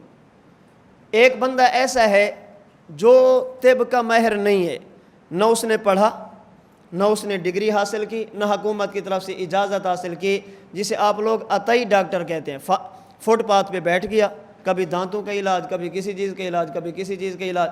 یہ کسی کے دل کا آپریشن کرے اور ہیلتھ والوں کو پتہ چل جائے تو انعام دینے کے لیے آئیں گے نا، تم نے بہت اچھا کام کیا، آئیں گے، لیکن انعام یہاں نہیں دیں گے، انعام کی کیفیت بدل جائے گی، دیں گے صحیح کچھ نہ کچھ۔ اب عرف اس کی ثواب کو بھی قبول، اب یہ شور مچائے، اس سے خطا ہوگی تو تم نے تنخواہ دی ہے، میں نے بندہ ٹھیک بھی کیا تو مجھے تھانے میں ڈالا ہے۔ ایک شخص ایسا ہے جو ڈرائیور ہے، اس کے پاس لائسنس ہے، گاڑی چلانے کی اجازت ہے، وہ گاڑی پہ جا رہا تھا، آپ کو پتہ تھا کہ اس کے پاس لائسنس ہے، اگر اس سے گاڑی لگ جائے، کوشش کی ہے کہ گاڑی پہنچ جائے، اگر اڈے پہ پہنچ جائے، کرایہ بھی ملتا ہے، شکریہ بھی ادا کیا جاتا ہے، اور اللہ نہ کرے اگر گاڑی لگ جائے شاباش تو نہیں ملتی، کرایہ پھر بھی ملتا ہے، اور اگر ڈرائیور سے خطا کی صورت میں کوئی بندہ فوت ہو جائے تو ہم اسے کیا کہتے ہیں؟ شہید ہو گیا، ایمان کی حالت میں فوت ہو جائے تو شہید ہے۔ ایک شخص ایسا ہے جو ڈرائیور نہیں ہے، لائسنس بھی نہیں ہے، حکومت کی طرف سے اجازت بھی نہیں ہے، اس نے 2 بندے گاڑی پہ بٹھائے اور گاڑی اڈے پہ لے گیا، اور پولیس والوں کو پتہ چل جائے، وہ آ کر شاباش دیں گے کہ تو ماہر تو نہیں تھا لیکن بندے پھر بھی لے آیا ہے، وہ کہیں گے اگرچہ آ گیا ہے لیکن اب یہاں نہیں رہنا، اب آپ نے اندر رہنا ہے۔ اب یہ شور مچا ہے کہ اس نے گاڑی ٹھوک دی، آپ کچھ نہیں کہتے، میں لے آؤں تو مجھے تھانے میں بند کرتے ہو۔ آپ کو پتہ ہے کہ یہ اس کے پاس لائسنس نہیں، آپ کو پتہ ہے گاڑی نہیں چلا سکتا، پھر بھی اس کے ساتھ بیٹھ جائیں اور گاڑی لگ جائے، اب یہ شہادت نہیں، اب یہ کیا ہوگی؟ خودکشی ہوگی۔ جب پتہ تھا تو کیوں بیٹھے تھے؟ اب دیکھیں، گاڑی چلانے والا ڈرائیور بھی ہے، گاڑی چلانے والا اناڑی بھی ہے، وہ پہنچ جائے تب بھی قبول نہیں ہے، یہ نہ پہنچے تب بھی قبول ہے۔ جس سے گاڑی لگ جائے، مرنے والا شہید ہے، اس سے لگ جائے، مرنے والا خودکشی کرنے والا، ماہر ڈاکٹر علاج کرے، خطا ہو جائے تب بھی ٹھیک ہے، عطائی علاج کرے، ٹھیک ہو جائے تب بھی قبول نہیں ہے۔ تو ہماری شریعت بھی ماہر کی خطا کو قبول کرتی ہے، اناڑی کے اور غیر ماہر کے ثواب کو قبول نہیں کرتی۔ ہمارا عرف بھی ماہر کی خطا کو قبول کرتا ہے، غیر ماہر کے ثواب کو قبول نہیں کرتا۔ رفع الیدین ائمہ مجتہدین بھی کرتے ہیں، رفع الیدین منکرین تقلید بھی کرتے ہیں، آمین اونچی منکرین تقلید بھی کرتے ہیں، آمین اونچی ائمہ کی بات ماننے والے بھی کہتے ہیں۔ امام کے پیچھے قرآن یہ بھی پڑھتے ہیں، امام کے پیچھے قرآن وہ بھی پڑھتے ہیں، وہ ماہر یہ غیر ماہر، وہ کھلاڑی یہ اناڑی، وہ ڈاکٹر یہ عطائی، وہ ڈرائیور یہ ڈرائیور نہیں ہے۔ شریعت اور ہمارا عرف ماہر کی خطا کو قبول کرتا ہے، اگر غیر ماہر اناڑی ہو ثواب کو قبول نہیں کرتا، ان کا رفع الیدین خطا ہو ہم تب بھی نماز کو مانتے ہیں، تمہارا ثواب ہو ہم تب بھی ماننے کے لیے تیار نہیں۔ اختلاف رفع الیدین ترک رفع الیدین کا نہیں ہے، اختلاف کھلاڑی اور اناڑی کا ہے، ماہر اور غیر ماہر کا ہے۔ اگر شریعت کو دیکھیں تمہارا رفع الیدین تب بھی قبول نہیں ہے، اگر عرف کو دیکھیں تمہارا رفع الیدین تب بھی قبول نہیں ہے۔ شریعت کی بات مانیں ان کا رفع الیدین تب بھی قبول ہے، اور اگر عرف کو دیکھیں ان کا رفع الیدین تب بھی قبول ہے۔ کھلاڑی کا مسئلہ اور ہوتا ہے، اناڑی کا اور ہوتا ہے، غیر ماہر کا اور ہوتا ہے، ماہر کا اور ہوتا ہے، عطائی کا اور ہوتا ہے، اور ڈاکٹر کا اور ہوتا ہے۔ تو نبی نے مجتہد کی بات کی ہے، مجتہد سے خطا بھی ہو جائے تب بھی اللہ اجر دیتے ہیں۔ اب اس پہ ہم کیسے اللہ کا شکر ادا کریں؟ اللہ نے ہمیں امام وہ دیے جس کی خطا پر بھی اجر ہے، جس کی خطا پر جنت ہے۔ بتائیں ثواب کا عالم کیا ہوگا؟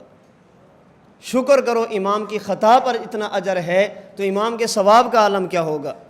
حضرت ساجی سے ایک مرتبہ کسی نے کہا، جس امام کی بات تم مانتے ہو اس امام کو تو صرف 17 حدیثیں آتی تھی، صرف 17 حدیثیں۔ رات ساجی بتا چکے ہیں کہ کتنی آتی تھی۔ ساجی نے فرمایا اللہ کا شکر کرو صرف 17 آتی تھی، تمہیں نکلنے میں 1300 سال لگے ہیں۔ سمجھئے، امام صاحب کو 17 حدیثیں آتی تھی، انہوں نے مسئلے نکالے، تمہیں نکلتے نکلتے 1300 سال لگے ہیں۔ اگر 1700 آتی تو تم نے قیامت تک نہیں نکلنا تھا۔ یہ تو شکر ادا کرو کہ امام صاحب کو کم آتی تھی۔ صوفی صدیق صاحب ٹھیک ہے، بات سمجھ آ گئی؟ چلیں۔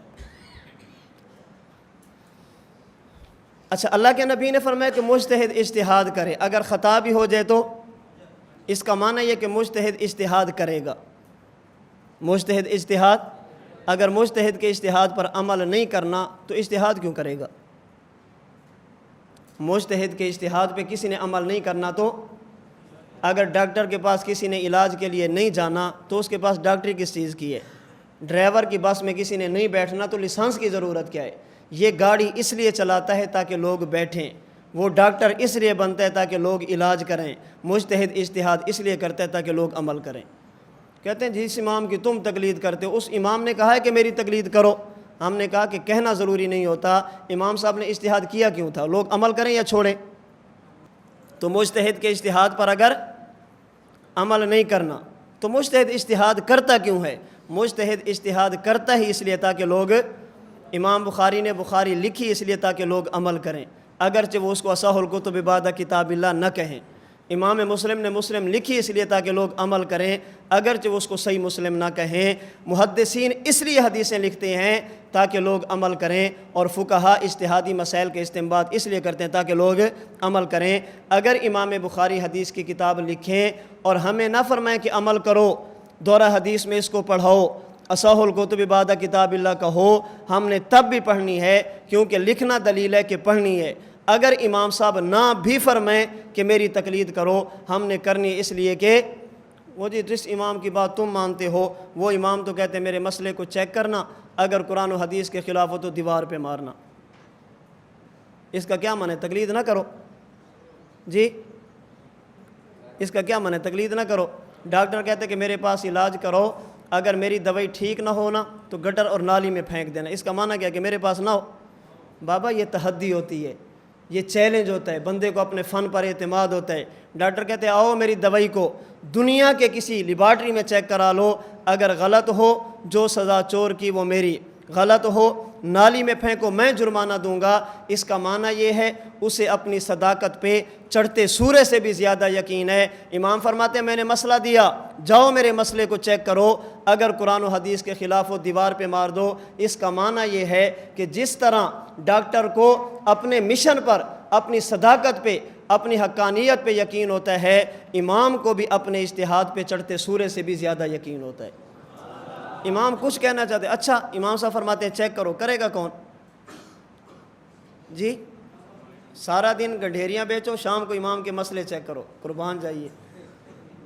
ڈاکٹر کہتے ہیں یہ میری دوائی ہے، یہ میری دوائی ہے، اس کی قیمت ہے 500 گولی۔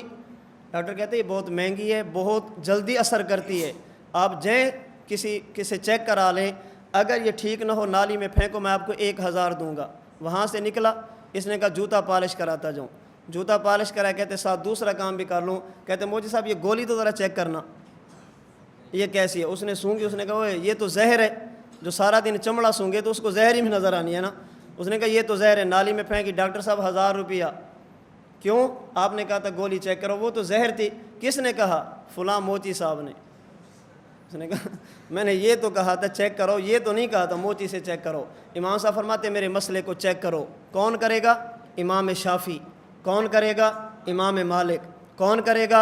امام احمد بن حنبل۔ انہوں نے چیک کیا ہے اور چیک کر کے اس نتیجے پہ پہنچے ہیں الناس عیال علی ابی حنیفہ فی الفقہ۔ امام شافعی فرماتے میں نے چیک کیا، اس نتیجے پہ پہنچا ہوں، دنیا جہان کے فقہا یہ بیٹے ہیں، امام ابو حنیفہ سب کے والد نظر آتے ہیں۔ چیک کیا امام مالک نے، پھر کہنے پہ مجبور ہوئے میں نے دنیا میں شخص دیکھا لکڑی کے ستون کو سونے کا ثابت کرنا چاہے، دلیل کی بنیاد پہ لکڑی کے ستون کو سونے کا ثابت کر سکے، یہ امام صاحب کی قوت اجتہاد تھی۔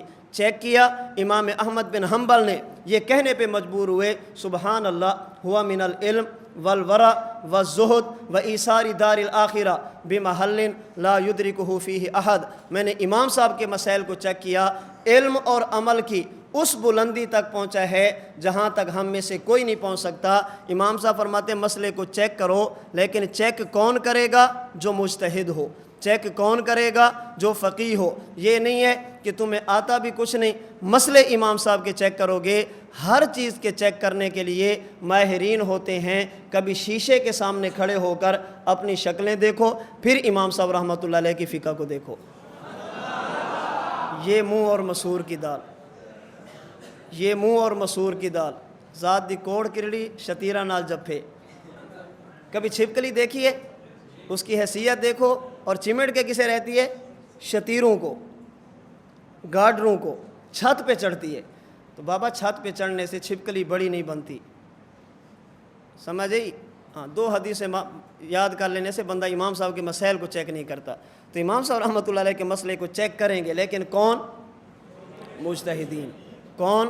فقہا۔ کون؟ محدثین۔ ان کا کام ہے، تمہارا تو کام ہی نہیں ہے، تم اپنا کام کرو، ان کے کام میں دخل نہ دو۔ تو مجتہد کا ثواب بھی صوفی صاحبان کیا ہے؟ قبول ہے۔ مجتہد کی خطا بھی قبول ہے، اور غیر مجتہد کا ثواب بھی قبول نہیں۔ اب بات سمجھ آ گئی کہ یہ بھی رفع دین کرتے ہیں، وہ بھی رفع دین کرتے ہیں، یہ بھی آمین کہتے ہیں، وہ بھی آمین کہتے ہیں۔ ہم کہتے ہیں یہ بات کم از کم وہ بندہ نہ کرے جو ماہر اور غیر ماہر کا فرق سمجھتا ہو۔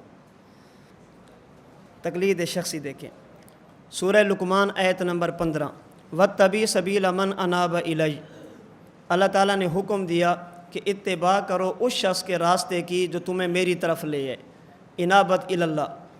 حضرت امام خازن رحمہ اللہ نے من اناب الیہ اور سبیل کی تفسیر کی ہے حضرت ابو بکر صدیق سے جو فرد واحد ہیں۔ سبیل بھی مفرد ہے اور من بھی اناب الیہ یہ بھی مفرد ہے۔ اللہ تعالیٰ نے تقلید شخصی کا اس آیت کریمہ میں کرنے کا حکم دیا ہے۔ کل میں نے ایک بات کی تھی حضرت تھانوی کے حوالے سے، شبے کو اسی کے ساتھ ذکر کر دیتے ہیں۔ میں نے گزارش کی تھی کہ شبہات اکثر وہ ہیں جو درمیان میں ساتھ ساتھ چلاتا ہوں تاکہ مستقل پھر ہمیں الگ اس پہ بات نہ کرنی پڑے۔ حضرت تھانوی رحمۃ اللہ علیہ نے مسئلہ چھیڑا ہے کہ جب مجتہدین کئی گزرے ہیں، ان مجتہدین میں سے ہم صرف 4 کی تقلید کیوں کرتے ہیں؟ تو جواب دیا تھا کہ اللہ نے حکم دیا اتباع سبیل کا۔ اتباع سبیل کے لیے علم سبیل ضروری ہے اور علم سبیل کے لیے تدوین سبیل ضروری ہے۔ شریعت پہ عمل تب کریں گے جب علم ہوگا، علم تب ہوگا جب شریعت لکھی ہوئی ہوگی۔ چونکہ ان 4 کے علاوہ کسی کے مسائل لکھے ہوئے نہیں ہیں، اس لیے ہم صرف ان 4 کی تقلید کرتے ہیں۔ اگلا سوال، اگر 4 کی تقلید کرنی ہے تو پھر تقلید شخصی کیوں؟ ایسا کیوں نہیں کرتے ایک مسئلے میں ایک، دوسرے مسئلے میں دوسرا، تیسرے مسئلے میں تیسرا، چوتھے مسئلے میں چوتھا؟ ایک ایک امام کی تقلید شخصی کی بات آپ کیوں کرتے ہیں؟ تقلید مطلق کی اجازت کیوں نہیں دیتے؟ حضرت تھانوی رحمۃ اللہ علیہ نے اس کی وجہ بیان کی ہے۔ حضرت فرماتے ہیں من اناب الیہ، اللہ تعالیٰ نے مجتہد کی صفت بیان کی ہے کہ اس مجتہد کی بات مانو جو مجتہد جس کے اندر انابت اللہ پائی جائے، رجوع اللہ والا وصف پایا جائے، انابت اللہ والی خوبی پائی جائے، اس کی بات مانو۔ اب کس مجتہد میں انابت اللہ پائی جاتی ہے، کس میں کم پائی جاتی ہے، کس میں زیادہ پائی جاتی ہے؟ حضرت تھانوی فرماتے ہیں اس کو دیکھنے کے 2 طریقے ہیں۔ نمبر 1، مسئلہ پیش آ گیا، اس مسئلے کو دیکھیں، ائمہ کی آراء کو دیکھیں، پھر یہ دیکھیں اس مسئلے میں انابت اللہ کس میں زیادہ ہے۔ دوسرا مسئلہ پیش آ گیا، مسئلے کو دیکھیں، ائمہ کی آراء کو دیکھیں، اب دیکھیں انابت اللہ یہاں پر کس میں زیادہ ہے۔ تیسرا مسئلہ پیش آ جائے، مسئلہ دیکھیں، ائمہ کی آراء دیکھیں، پھر یہ دیکھیں انابت اللہ کس میں زیادہ پائی جاتی ہے۔ یعنی ایک ایک مسئلے میں صفت انابت کو چیک کرنا، کس امام میں زیادہ پائی جاتی ہے۔ دوسری صورت یہ ہے ائمہ اربعہ کی مجموعی زندگی کو دیکھو، پھر یہ دیکھو انابت اللہ کس میں زیادہ ہے۔ اگر مجموعی طور پر انابت امام صاحب میں زیادہ ہے، ساری زندگی انہی کی بات مانو۔ امام مالک میں زیادہ ہے، انہی کی بات مانو۔ امام شافعی میں زیادہ ہے، ان کی بات مانو۔ امام احمد میں زیادہ ہے، ان کی بات مانو۔ تو انابت اللہ دیکھنے کے 2 طریقے ہیں۔ نمبر 1، ایک ایک مسئلے میں چیک کرنا۔ نمبر 2، مجموعی طور پر چیک کرنا۔ حضرت تھانوی فرماتے ہیں اگر ایک ایک مسئلے میں چیک کریں گے یہ تکلیف مالا یطاق ہے، یہ تکلیف مالا یطاق ہے، تعلیق بالمحال ہے۔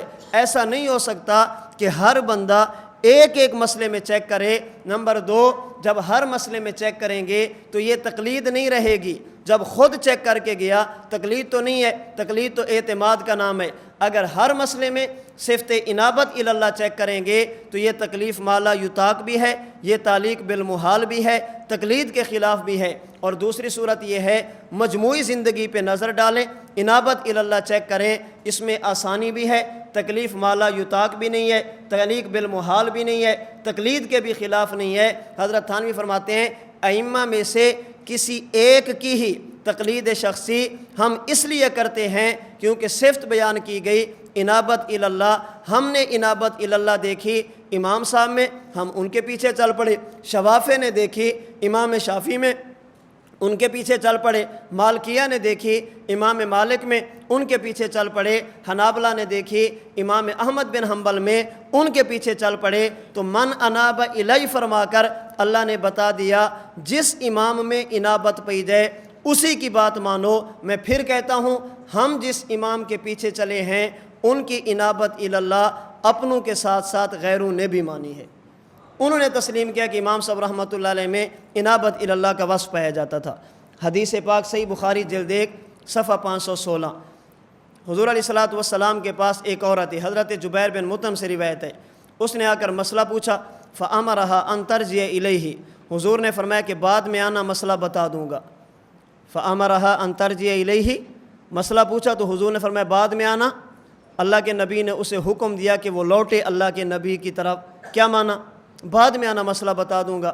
اس عورت نے کہا أَرَأَيْتَ إِن جِئْتُ وَلَمْ أَجِدْكَ، حضور اگر میں آؤں اور آپ دنیا میں موجود نہ ہوں تو مجھے مسئلہ کون بتائے گا؟ میں آپ سے پوچھتا ہوں، اگر حضور دنیا سے چلے جاتے تو دین پورا چھوڑ کے جاتے یا ادھورا؟ اگر حضور چلے جاتے دین کامل یا ناقص؟ یہ آنے والی کون ہے عورت؟ نبی کی صحابیہ، جس کی زبان کون سی ہے؟ عربی، قرآن بھی سمجھتی ہے، حدیث بھی سمجھتی ہے۔ پیغمبر دنیا سے چلے جاتے دین کامل ہوتا، دین پورا ہوتا۔ آنے والی عربی ہے، گرامر کو سمجھتی ہے، قرآن اور حدیث کو سمجھتی ہے۔ آسان جواب یہ تھا، اللہ کے نبی فرماتے اگر میں دنیا سے چلا گیا، قرآن ہوگا، حدیث ہوگی، تجھے عربی آتی ہے، قرآن حدیث دیکھنا مسئلہ حل کر لینا، قرآن اور حدیث کو پڑھنا مسئلہ حل کر لینا۔ اللہ کے نبی نے یہ نہیں فرمایا، فرمایا فَإِن لَّمْ تَجِدِينِي إِن لَّمْ تَجِدِينِي فَأْتِي أَبَا بَكْرٍ، اگر میں دنیا سے چلا جاؤں دین کامل بھی ہوگا، دین پورا بھی ہوگا، تجھے عربی بھی آتی ہے، قرآن اور حدیث بھی آتا ہے، لیکن میں اگر دنیا سے چلا جاؤں مسئلہ خود نہیں نکالنا، ابو بکر صدیق سے پوچھنا۔ مسئلہ خود نہیں نکالنا، کس سے پوچھنا؟ حضرت ابو بکر صدیق سے پوچھنا۔ ہم حضرت ابو بکر صدیق کو خلیفہ بلا فصل مانتے ہیں، اللہ کے نبی کا پہلا جانشین مانتے ہیں، اللہ کے نبی کا پہلا خلیفہ اور پیغمبر کا پہلا جانشین مانتے ہیں، خلیفۃ الرسول مانتے ہیں۔ کیوں؟ اس لیے کہ شریعت میں چند چیزیں بڑی اہم ہیں۔ نمبر 1 نماز، نمبر 2 زکوٰۃ، نمبر 3 حج، نمبر 4 دینی مسائل۔ یہ شریعت کی بنیادیں ہیں۔ نمبر 1 نماز کون پڑھے؟ فرمایا مرو ابا بکر فلیصلی بالناس۔ حج امیر کون بنے سن 9 ہجری میں؟ فرمایا ابو بکر۔ مستدرک حاکم کی روایت زکوٰۃ کسے دیں؟ فرمایا مجھے دو۔ آپ کے بعد کس کو دیں؟ فرمایا ابو بکر کو۔ اللہ کے نبی مسئلے آپ بتاتے ہیں، آپ دنیا سے چلے جائیں تو مسئلے کون بتائے گا؟ فرمایا فاتی ابا بکرین، نماز حضور کے بعد کون پڑھے گا؟ ابو بکر۔ زکوٰۃ کون وصول کرے گا؟ ابو بکر۔ حج کا امیر کون بنا؟ ابو بکر۔ مسئلے کون بتائے گا؟ ابو بکر۔ تو پیغمبر کے بعد خلیفہ کون بنے گا؟ جو نماز کے لیے کھڑا ہوا وہی خلافت کے لیے، جس نے زکوٰۃ وصول کے لیے جسے متعین کیا گیا وہی خلیفۃ الرسول بنے گا۔ تو اللہ کے نبی نے فرمایا کہ میں موجود نہ ہوں تو مسئلہ کون بتائے گا؟ سمجھے؟ استدلال سمجھ آ گیا؟ حضرت ابو بکر صدیق اللہ بھی نہیں ہے، اللہ کے رسول بھی نہیں ہے۔ علم تجدین فاتی ابا بکرین میں کئی نہیں ہے، ایک ہے۔ اللہ کے رسول کے بعد کسی کی بات ماننا اسے تقلید کہتے ہیں، اور کسی ایک کی ماننا اسے تقلید شخصی کہتے ہیں۔ فاتی ابا بکرین میں تقلید کا وجوب بھی ہے، فاتی ابا بکرین میں تقلید شخصی کا ثبوت بھی ہے۔ آپ کے ذہن میں سوال آئے گا، جب نبی نے ابو بکر کی بات ماننے کا حکم دیا تو ہم ان کی بات کیوں نہیں مانتے؟ جواب ذہن میں ہے، ہم اس مجتہد کی بات مانیں گے جس کا مذہب اصولاً اور فروعاً مدون بھی ہو۔ حضرت صدیق اکبر کا مذہب مدون نہیں ہے۔ نمبر 2، امام صاحب نے جب فقہ لکھی تو حضرت صدیق اکبر کے فقہی مسائل اس کے اندر آ گئے ہیں، اس لیے الگ بات ماننے کی ضرورت نہیں ہے۔ دوسری حدیث دیکھیں، صحیح بخاری جلد 2 صفحہ 997۔ ایک مسئلہ پیش آیا، مسئلہ پوچھا گیا حضرت ابو موسیٰ اشعری سے۔ حضرت ابو موسیٰ اشعری رضی اللہ تعالی عنہ نے مسئلہ بتایا اور پوچھنے والوں سے فرمایا وات ابن مسعود فسیتابعنی، جو مسئلہ میں نے تمہیں بتایا ہے یہی مسئلہ عبداللہ بن مسعود سے بھی پوچھو، یہ بھی وہی بتائیں گے جو میں نے بتایا۔ فسیتابعنی، حضرت عبداللہ بن مسعود بھی وہی بتائیں گے جو میں نے بتایا۔ سائل نے حضرت عبداللہ بن مسعود سے مسئلہ پوچھا، حضرت عبداللہ بن مسعود نے مسئلہ اور بتایا، ابو موسیٰ اشعری نے مسئلہ اور بتایا تھا۔ جب حضرت ابو موسیٰ اشعری رضی اللہ تعالیٰ عنہ کو بتایا گیا کہ عبداللہ بن مسعود نے تو مسئلہ اور بتایا ہے، تو حضرت ابو موسیٰ اشعری رضی اللہ تعالیٰ عنہ نے فرمایا لا تسألونی ما دام ھذا الحبر فیکم، جب تک یہ علم کا سمندر تمہارے اندر موجود ہے اسی سے باتیں پوچھا کرو، مجھ سے نہ پوچھا کرو۔ حضرت ابو موسیٰ اشعری مسائل میں حکم دے رہے ہیں کس کی طرف رجوع کرنے کا؟ ابن مسعود کی طرف۔ عبداللہ بن مسعود اللہ بھی نہیں ہے، اللہ کے رسول بھی نہیں ہے۔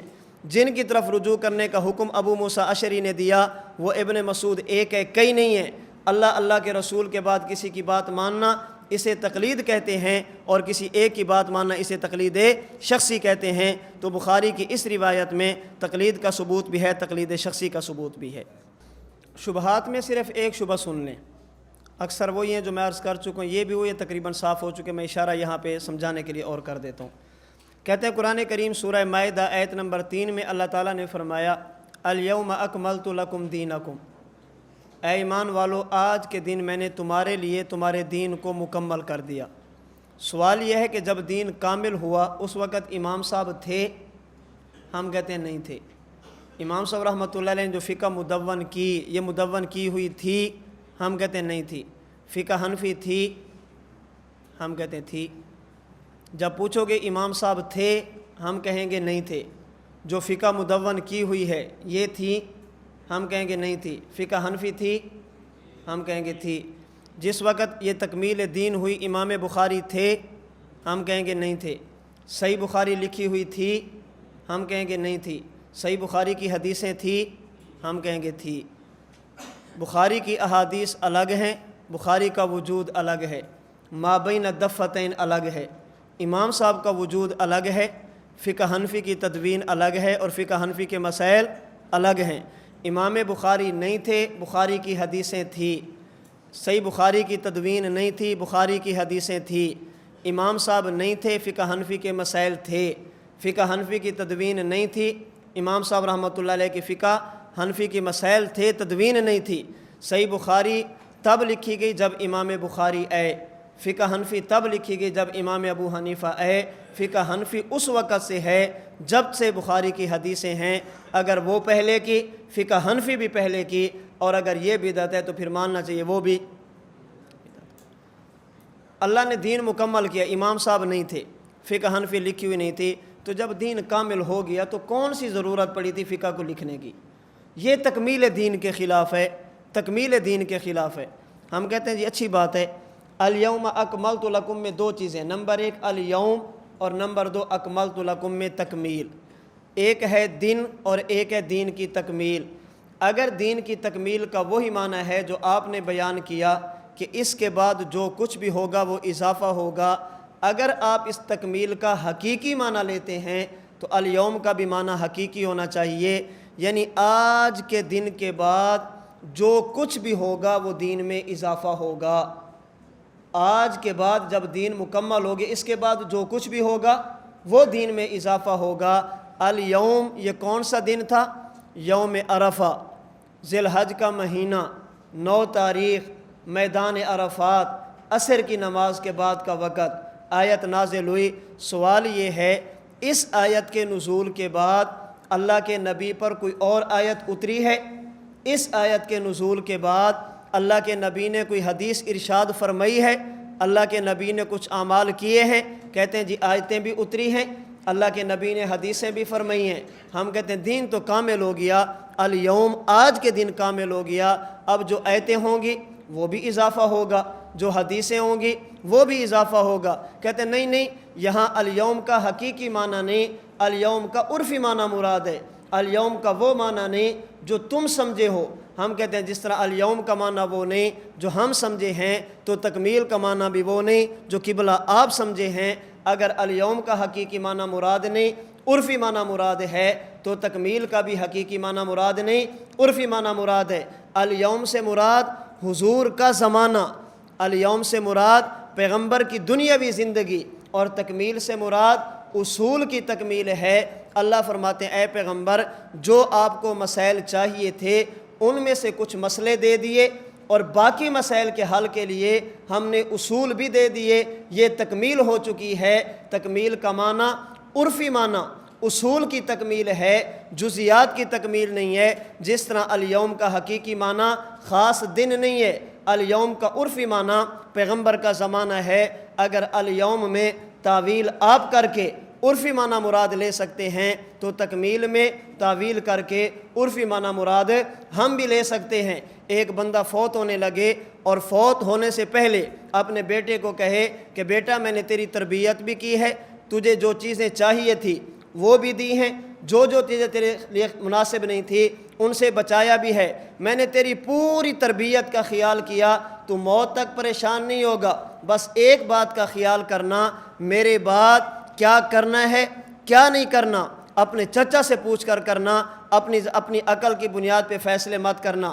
یہ باپ دنیا سے چلا گیا، بیٹا ایک جگہ پہ نکاح کرنا چاہتا ہے، چچا کہتا ہے بیٹا نہ کرو، میں ان کو جانتا ہوں، خاندان ٹھیک نہیں ہے، لوگ صحیح نہیں ہیں، دین دشمن ہے، یہ کام نہ کرو۔ کہتے چچا تو کہ میرا باپ لگتا ہے، قرآن نے باپ کی بات ماننے کا حکم دیا، تیری بات ماننے کا حکم نہیں دیا۔ چاچے نے ہاتھ پکڑا، مفتی صاحب کے پاس، مولانا صاحب کے پاس، امام صاحب کے پاس لے گئے، یہ میری بات نہیں مانتا۔ کیوں نہیں مانتے؟ اللہ نے باپ کی بات ماننے کا حکم دیا، اللہ نے اس کی بات ماننے کا تو حکم نہیں دیا۔ چچا کہتے ہیں مولانا صاحب اس سے پوچھیں کیا اس کے والد نے بوقت وفات کچھ کہا تھا؟ اس نے کہا جی بالکل کہا تھا۔ کیا کہا تھا؟ میرے بعد فیصلے خود نہ کرنا، چچا سے پوچھ کر کرنا۔ اب باپ کہتا ہے کہ بیٹا تیرے باپ نے تجھے مکمل زندگی کے اصول دیے، اب اگر بیٹے کی بات آپ چچا کی بات مانو گے، یہ حقیقت میں باپ کی بات ماننی ہوگی۔ جس باپ کی بات ماننے کا حکم اللہ نے دیا، اسی باپ نے تجھے چچا کی بات ماننے کا حکم دیا، اللہ نے دین کو کامل کر دیا، دین مکمل ہو گیا۔ سوال یہ ہے اس مکمل دین میں فقہا کی بات ماننے کا حکم ہے یا فقہا کی بات ماننے کا حکم نہیں؟ اگر اس مکمل دین میں فقہا کی بات ماننے کا حکم ہے اور یقیناً ہے، اطیعوا اللہ و اطیعوا الرسول و اولی الامر منکم، اللہ نے ماننے کا حکم دیا، ان لم تجدینی فاتی ابا بکرین، پیغمبر نے ماننے کا حکم دیا، تشاورون الفقہا، رسول نے ماننے کا حکم دیا۔ اب تکمیل کا معنی جو چیزیں چاہیے تھی ان میں سے کچھ دی ہیں، جو بعد میں پیش آئیں گی ان کے لیے افراد بھی دیے ہیں، جیسے چچا کی بات ماننا حقیقت میں باپ کی بات ماننا ہے کیونکہ وصیت اس کی ہے، فقہا کی بات ماننا حقیقت میں حدیث اور قرآن کی بات ماننا ہے کیونکہ حکم انہوں نے دیا ہے۔ اگر تکمیل دین میں، کامل دین میں، پورے دین میں فقہا کی بات ماننے کا حکم ہے، ہم مانیں گے، تکمیل کے خلاف نہیں ہے۔ اگر فقہا کی بات ماننے کا حکم ہے اور کوئی بندہ انکار کرے گا، یہ بندہ تکمیل دین کو نہیں مانتا۔ تو تکمیل دین میں، کامل دین میں فقہا کی بات ہے یا نہیں؟ موجود ہے۔ فقہا کی بات ماننے کا حکم حدیث پاک میں بھی ہے، قرآن کریم میں بھی ہے۔ جو بندہ تقلید نہیں کرتا اس کا نقصان کیا ہے؟ یاد رکھنا، تقلید مطلق کو چھوڑنے کے نقصان الگ ہیں، شخصی کو چھوڑنے کے نقصان الگ ہیں، دنیا کے نقصان الگ ہیں، قبر کے الگ ہیں اور حشر کے الگ ہیں۔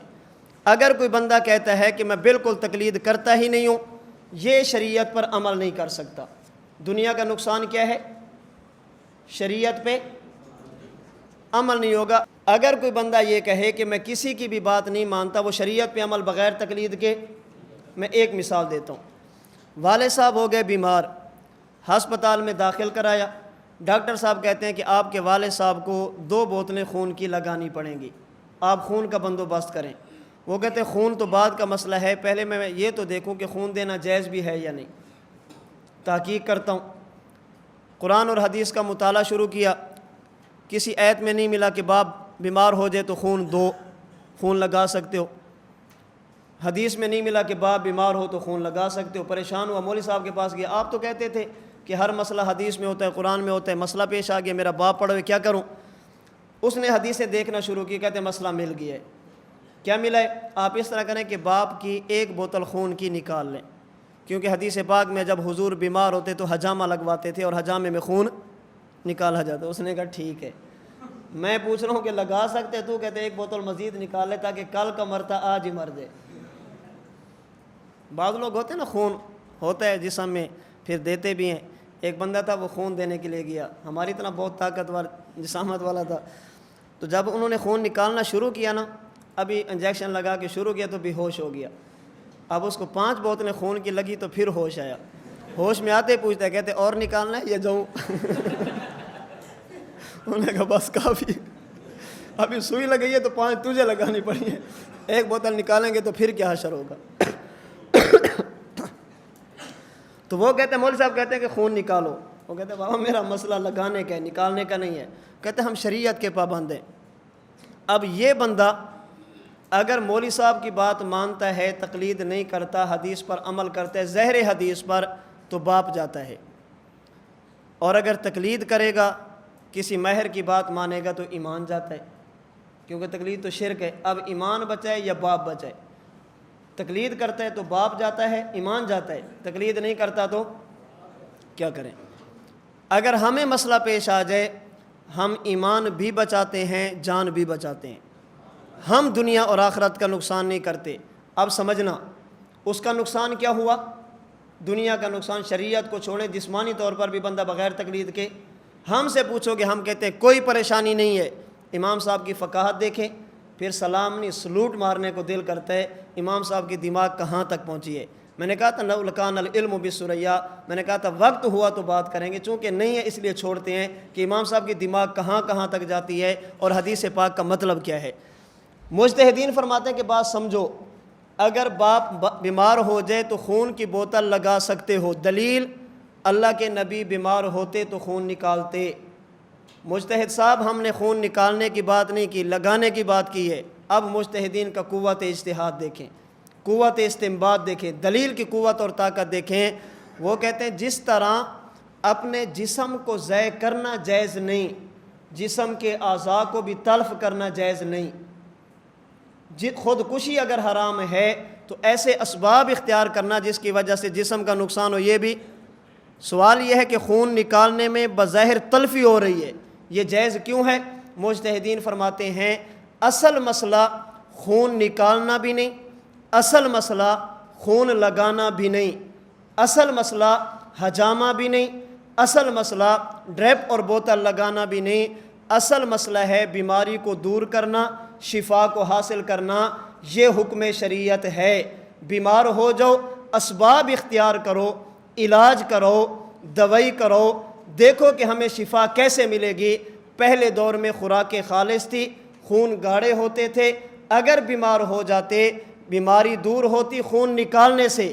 آج کے دور میں خوراکیں تبدیل ہوئی، لوگ کمزور ہوئے، آج شفا ملتی ہے خون لگانے سے۔ اصل مسئلہ نکالنا بھی نہیں، اصل مسئلہ لگانا بھی نہیں، اصل مسئلہ ہے شفا کا حصول، بیماری کو دور کرنا۔ اگر بیماری دور خون نکالنے سے ہو، خون نکالو گے کوئی گناہ نہیں ہے۔ بیماری دور خون لگانے سے ہو، بوتل نہیں 10 بوتلیں بھی لگا لو، یہ بھی کوئی گناہ نہیں ہے۔ مسئلہ اسی حدیث میں ہے، حضور نے پچنے لگوائے تاکہ شفا ملے، پچنے لگوائے تاکہ صحت ٹھیک رہے، حجامہ لگوایا تاکہ بیماریاں قریب نہ آئیں۔ اصل مسئلہ لگانا بھی نہیں، اصل مسئلہ نکالنا بھی نہیں، اصل مسئلہ ہے شفا کا حصول۔ اگر نکالنے سے شفا ملے نکالنا جائز ہے، اگر لگانے سے شفا ملے لگانا جائز ہے۔ ہم نے مجتہد کی بات مانی، باپ کی جان بھی نہیں جاتی، ہمارا ایمان بھی نہیں جاتا۔ تو تقلید سے جان بھی بچتی ہے اور ایمان بھی بچتا ہے۔ تو تقلید نہ کرنے کا دنیا کا نقصان کیا ہے؟ بندہ چل نہیں سکتا، جان اور ایمان کی کشمکش میں رہتا ہے۔ جان کی پھر آگے کئی قسمیں ہوتی ہیں، کئی مرتبہ بندہ پھنستا ہے، سوچتا ہے کہ جان بچاؤں یا ایمان بچاؤں، ٹیلی فون نکاح کرنے، لڑکی یہاں نہیں ہے، کیسے کروں؟ نہ قرآن میں نہ حدیث میں۔ اگر نہیں کرتا تو جان جاتی ہے، اگر کرتا ہے تو ہماری طرف آؤ گے، ہم کہتے ہیں جان بھی بچے گی، ایمان بھی بچے گا۔ قبر کا نقصان کیا ہے؟ صحیح بخاری کی روایت دیکھیں، میں بات ختم کرتا ہوں۔ صحیح بخاری کی روایت، باب المیت یسمع خفق النیال، اللہ کے نبی نے فرمایا کہ جب بندہ قبر میں جاتا ہے فرشتے سوال کرتے ہیں، مومن ہو تو جواب دیتا ہے، کافر یا منافق ہو تو جواب نہیں دیتا۔ پھر فرشتے اسے مارتے بھی ہیں، اور فرشتے کہتے ہیں لا دریت ولا تلیت، لا دریت ولا تلیت، لا دریت ولا تلیت۔ اس کا معنی کیا ہے؟ حاشیہ بخاری پہ محدث احمد علی سہارنپوری نے کیا، ابن حجر اسقلانی نے بھی یہی معنی کیا ہے، اور بعض اہل حدیث علماء نے بھی یہی معنی کیا ہے۔ لا دریت ولا تلیت کا معنی، فرشتے کہتے ہیں تجھے جوتے اس لیے پڑ رہے ہیں، نہ تیرے اندر اتنی ہمت تھی، طاقت تھی کہ خود دین کو سمجھتا، اور نہ ہی تیرے اندر اتنا برداشت کا مادہ تھا کسی سمجھنے والے سے پوچھ کر عمل کرتا۔ جو خود اجتہاد کر سکے، اسے مجتہد کہتے ہیں، اور جو کسی مجتہد سے پوچھ کر عمل کرے اسے مقلد کہتے ہیں۔ گویا لا دریتا ولا تلیتا کا معنی اب یہ ہوگا، نہ تو مجتہد تھا، نہ مقلد تھا، نہ مسائل نکال سکتا تھا، نہ کسی سے پوچھ کر عمل کرتا تھا، تو غیر مقلد تھا، اس لیے قبر میں جوتے پڑیں گے۔ قبر کا نقصان یہ کہ بندے کو جوتے کھانے پڑتے ہیں۔ آخرت کا نقصان، سورۃ الملک آیت نمبر 10، لو کننا نسمع ونعقل ما کننا فی اصحاب السعیر۔ حضرت شاہ عبد العزیز محدث دہلوی رحمۃ اللہ علیہ فرماتے ہیں اس آیت کی تفسیر یہ ہے، لو کننا نسمع، اے کاش اگر ہم دنیا میں کسی کی بات کو مان لیتے۔ یہاں سماع سے مراد سماع قبول ہے، سماع سے مراد سماع نافع ہے۔ ہر جگہ پہ سماع کا معنی سننا نہیں ہوتا، کبھی کبھی سماع کا معنی سماع قبول بھی ہوتا ہے۔ یہی مطلب ہے انک لا تسمع الموتیٰ کا، یہی مطلب ہے ما انت بمسمع من فی القبور کا۔ کیوں؟ اس لیے کہ ضابطہ ہے کثرت المبانی تدل علی کثرت المبانی، حروف بڑھیں تو معنی بڑھتا ہے۔ جب لا تسمع فرمائیں گے تو معنی اور ہوگا، بمسمع فرمائیں گے تو معنی الگ ہوگا۔ تو اللہ تعالیٰ نے وہاں پر سماع قبول کی بات کی ہے، سماع نافع کی بات کی ہے۔ جس طرح یہاں لو کننا نسمع، جب جہنمی جہنم میں جائیں گے تو وہاں جا کے کہیں گے کاش ہم دنیا میں کسی کی بات مان لیتے یا خود سمجھتے، نسمع کسی مجتہد کی بات قبول کرتے، ناقلو خود اجتہاد کرتے، ما کننا فی اصحاب السعیر، آج ہم جہنم میں نہ ہوتے۔ یعنی جہنم میں اس لیے آئے ہیں، مجتہد بھی نہیں تھے، مقلد بھی نہیں تھے، نہ سمجھنے کی صلاحیت نہ ماننے کے وعدہ ہے۔ اس لیے شاہ صاحب رحمۃ اللہ علیہ فرماتے ہیں بعض حضرات مفسرین کرام نے نسمع کو تقلید پر اور ناقل کو تحقیق و اجتہاد پر محمول کیا ہے۔ ان دونوں لفظوں سے یہی مراد ہے کہ یہ دونوں نجات کے ذریعے ہیں۔ آپ کو ایمان ملے گا یا تحقیق سے یا تقلید سے۔ مجتہد ہوگا تب ہدایت پر رہے گا، مجتہد کی بات مانے گا تب ہدایت پر رہے گا۔ مجتہد بھی نہ ہو، کسی مجتہد کی بات بھی نہ مانے، اس بندے کے لیے ہدایت بہت مشکل ہو جاتی ہے۔ یہ تو تقلید مطلق کو چھوڑنے کے نقصانات تھے، تقلید شخصی کے نقصانات الگ ہیں۔ حضرت امام نووی رحمۃ اللہ علیہ نے جو 7ویں صدی ہجری کے محدث ہیں، شافعی ہیں، آج سے صدیوں پہلے 672 میں غالباً ان کی وفات ہے، آج سے کئی سو سال پہلے گزرے۔ فرماتے ہیں اس دور میں، اپنے دور کی بات کر رہے ہیں 7ویں صدی ہجری کے، کہ اس دور میں تقلید شخصی کرنی چاہیے، مطلق کی اجازت نہیں ہے۔ کیوں؟ فرماتے ہیں اگر مطلق کی اجازت دیں گے، خواہشات کا زمانہ ہے، لوگ دین کو مذاق بنائیں گے، مسئلہ پیش آئے گا، دیکھیں گے میری خواہش کے مطابق کون سا ہے، اسی کو لے لیں گے۔ دوسرا مسئلہ پیش آئے گا، میری خواہش کے مطابق کون سا ہے، دین ہوا کے تابع ہو جائے گا، خواہشات کے تابع ہو جائے گا، دین کھلونا بن جائے گا۔ حکیم الامت مجدد الدین والملت حضرت تھانوی رحمۃ اللہ علیہ نے اس کی مثال دی، فرمایا کہ اس کا نقصان کیا ہوگا، سردی کا موسم ہے، ٹھنڈا پانی ہے، وضو کرنے کا دل نہیں کرتا، فجر کی نماز کے لیے اٹھا، اس نے وضو کیا، کانپتے ہوئے وضو کر کے فارغ ہوا، بڑی مشکل سے اس نے جسم کو سنبھالا، نماز کے لیے نکلنے لگا، اس نے اپنے ناخن کے ساتھ اپنے ہاتھ پہ خارش کی، خون نکلا اور بہہ پڑا۔ اب دیکھیں امام صاحب فرماتے ہیں کہ اس کا وضو ٹوٹ جائے گا، اس لیے کہ خون نکلا اور بہہ پڑا۔ امام شافعی فرماتے ہیں کہ وضو نہیں ٹوٹے گا، ان کے ہاں یہ دم ناقض وضو نہیں ہے۔ یہ کہتا ہے اس مسئلے میں امام شافعی کی بات ٹھیک ہے۔ یہ کیوں کہہ رہا ہے؟ شریعت پہ عمل کرنے کے لیے نہیں، اپنے آپ کو ٹھنڈے پانی سے بچانے کے لیے، خواہشات کے لیے، چونکہ مزہ اس میں ہے، سکون اس میں ہے، تن آسانی اس میں ہے۔ آگے نکلا، بیوی کو ہاتھ، عورت کو ہاتھ لگایا، ہاتھ لگانے کے بعد امام شافعی فرماتے ہیں کہ وضو ٹوٹ گیا، امام صاحب فرماتے ہیں کہ وضو نہیں ٹوٹا۔ جو شرائط ہے وہ اپنی جگہ پہ ساری، مس سے مرا ہمارے ہاں ناقض وضو نہیں ہے، ان کے ہاں ناقض وضو ہے۔ امام شافعی فرماتے ہیں وضو ٹوٹ گیا، امام صاحب فرماتے ہیں وضو نہیں ٹوٹا۔ یہ کہتے ہیں اس مسئلے میں جو راجح قول ہے وہ امام ابو حنیفہ کا ہے۔ یہ اس لیے امام صاحب کو نہیں مان رہا تاکہ شریعت پہ عمل کرے، تن آسانی اس میں ہے، خواہشات اس میں ہیں، اس لیے امام صاحب کی بات مانی۔ حضرت تھانوی فرماتے ہیں نتیجہ مسجد میں گیا، نماز پڑھی، امام صاحب سے پوچھو نماز ہو گئی؟ فرماتے ہیں نہیں ہوئی۔ کیوں؟ اس لیے کہ خون نکلا اور اس نے وضو نہیں کیا۔ امام شافعی سے پوچھو نماز ہو گئی؟ فرماتے ہیں نہیں ہوئی۔ کیوں؟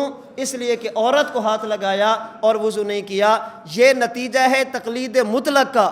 اگر شخصی کرتا، مس سے مرا امام صاحب کی بات مانتا ناقض وضو نہیں ہے، ایسا دم مسفوح امام صاحب کی بات مانتا ناقض وضو ہے، تقلید شخصی کرتا نماز ہو جاتی۔ تقلید مطلق کا نتیجہ یہ ہے اس نے نماز پڑھی، دنیا کا کوئی مجتہد بھی اس کی نماز کو ماننے کے لیے تیار نہیں ہے۔ امام صاحب بھی فرماتے نماز نہیں ہوئی، امام شافعی بھی فرماتے نماز نہیں ہوئی، تو تن آسانی کا دور ہے، خواہشات کے غلبے کا دور ہے، لوگ دین کو خواہشات کے تابع بناتے ہیں۔ اس لیے حضرت امام نووی اپنے دور کی 7ویں صدی ہجری کی بات کرتے ہیں کہ اس دور میں تقلید شخصی ضروری ہے۔ ہم کہتے ہیں اگر 7ویں صدی ہجری میں تقلید شخصی ضروری تھی تو 15ویں صدی ہجری میں بطریق اولا ضروری ہونی چاہیے۔ تو تقلید مطلق کا نقصان، اس دور میں تقلید شخصی چھوڑنے کا نقصان کیا ہے کہ دین کیا بن جائے گا؟ مذاق بن جائے گا، دین کھلونا بن جائے گا، ایک مسئلے میں ایک امام، دوسرے مسئلے میں دوسرے امام۔ ہم کہتے ہیں جب مسئلہ اجتہادی ہے پھر پوری زندگی ایک ہی امام کی بات مانو تاکہ دین پر عمل بھی ہو اور خواہشات کی تکمیل بھی نہ ہو۔ بات سمجھ آ گئی؟ تو ہم قرآن اور حدیث کے بعد فقہ پہ عمل کرتے ہیں، اللہ کے رسول کے بعد فقہا کی بات مانتے ہیں۔ کیوں؟ میں خلاصہ عرض کرنے لگا ہوں۔ کیوں؟ حضور آخری نبی، اللہ کے نبی کے بعد نبی پیدا نہیں ہوگا، اللہ کے نبی کے بعد نیا نبی نہیں آئے گا۔ سوال یہ ہے کہ جب حضور آخری نبی پیغمبر دنیا سے چلے جائیں گے، اللہ کے نبی کے بعد امت کی رہنمائی کون کرے گا؟ امت کو کون سنبھالے گا؟ مسائل کون بتائے گا؟ فرمایا علم تجدینی فاتی ابا بکرن، میں نہ ہوں تو کس کے پاس جانا؟ ابو بکر صدیق سے، جو اللہ کے رسول نہیں امتی ہیں۔ امتی پر اعتماد کر کے بات ماننے کا نام تقلید ہے۔ سوال، ابو بکر صدیق بھی ہمیشہ نہیں رہیں گے، یہ بھی دنیا سے چلے جائیں گے، امت نے قیامت تک رہنا ہے، مسئلے کون بتائے گا؟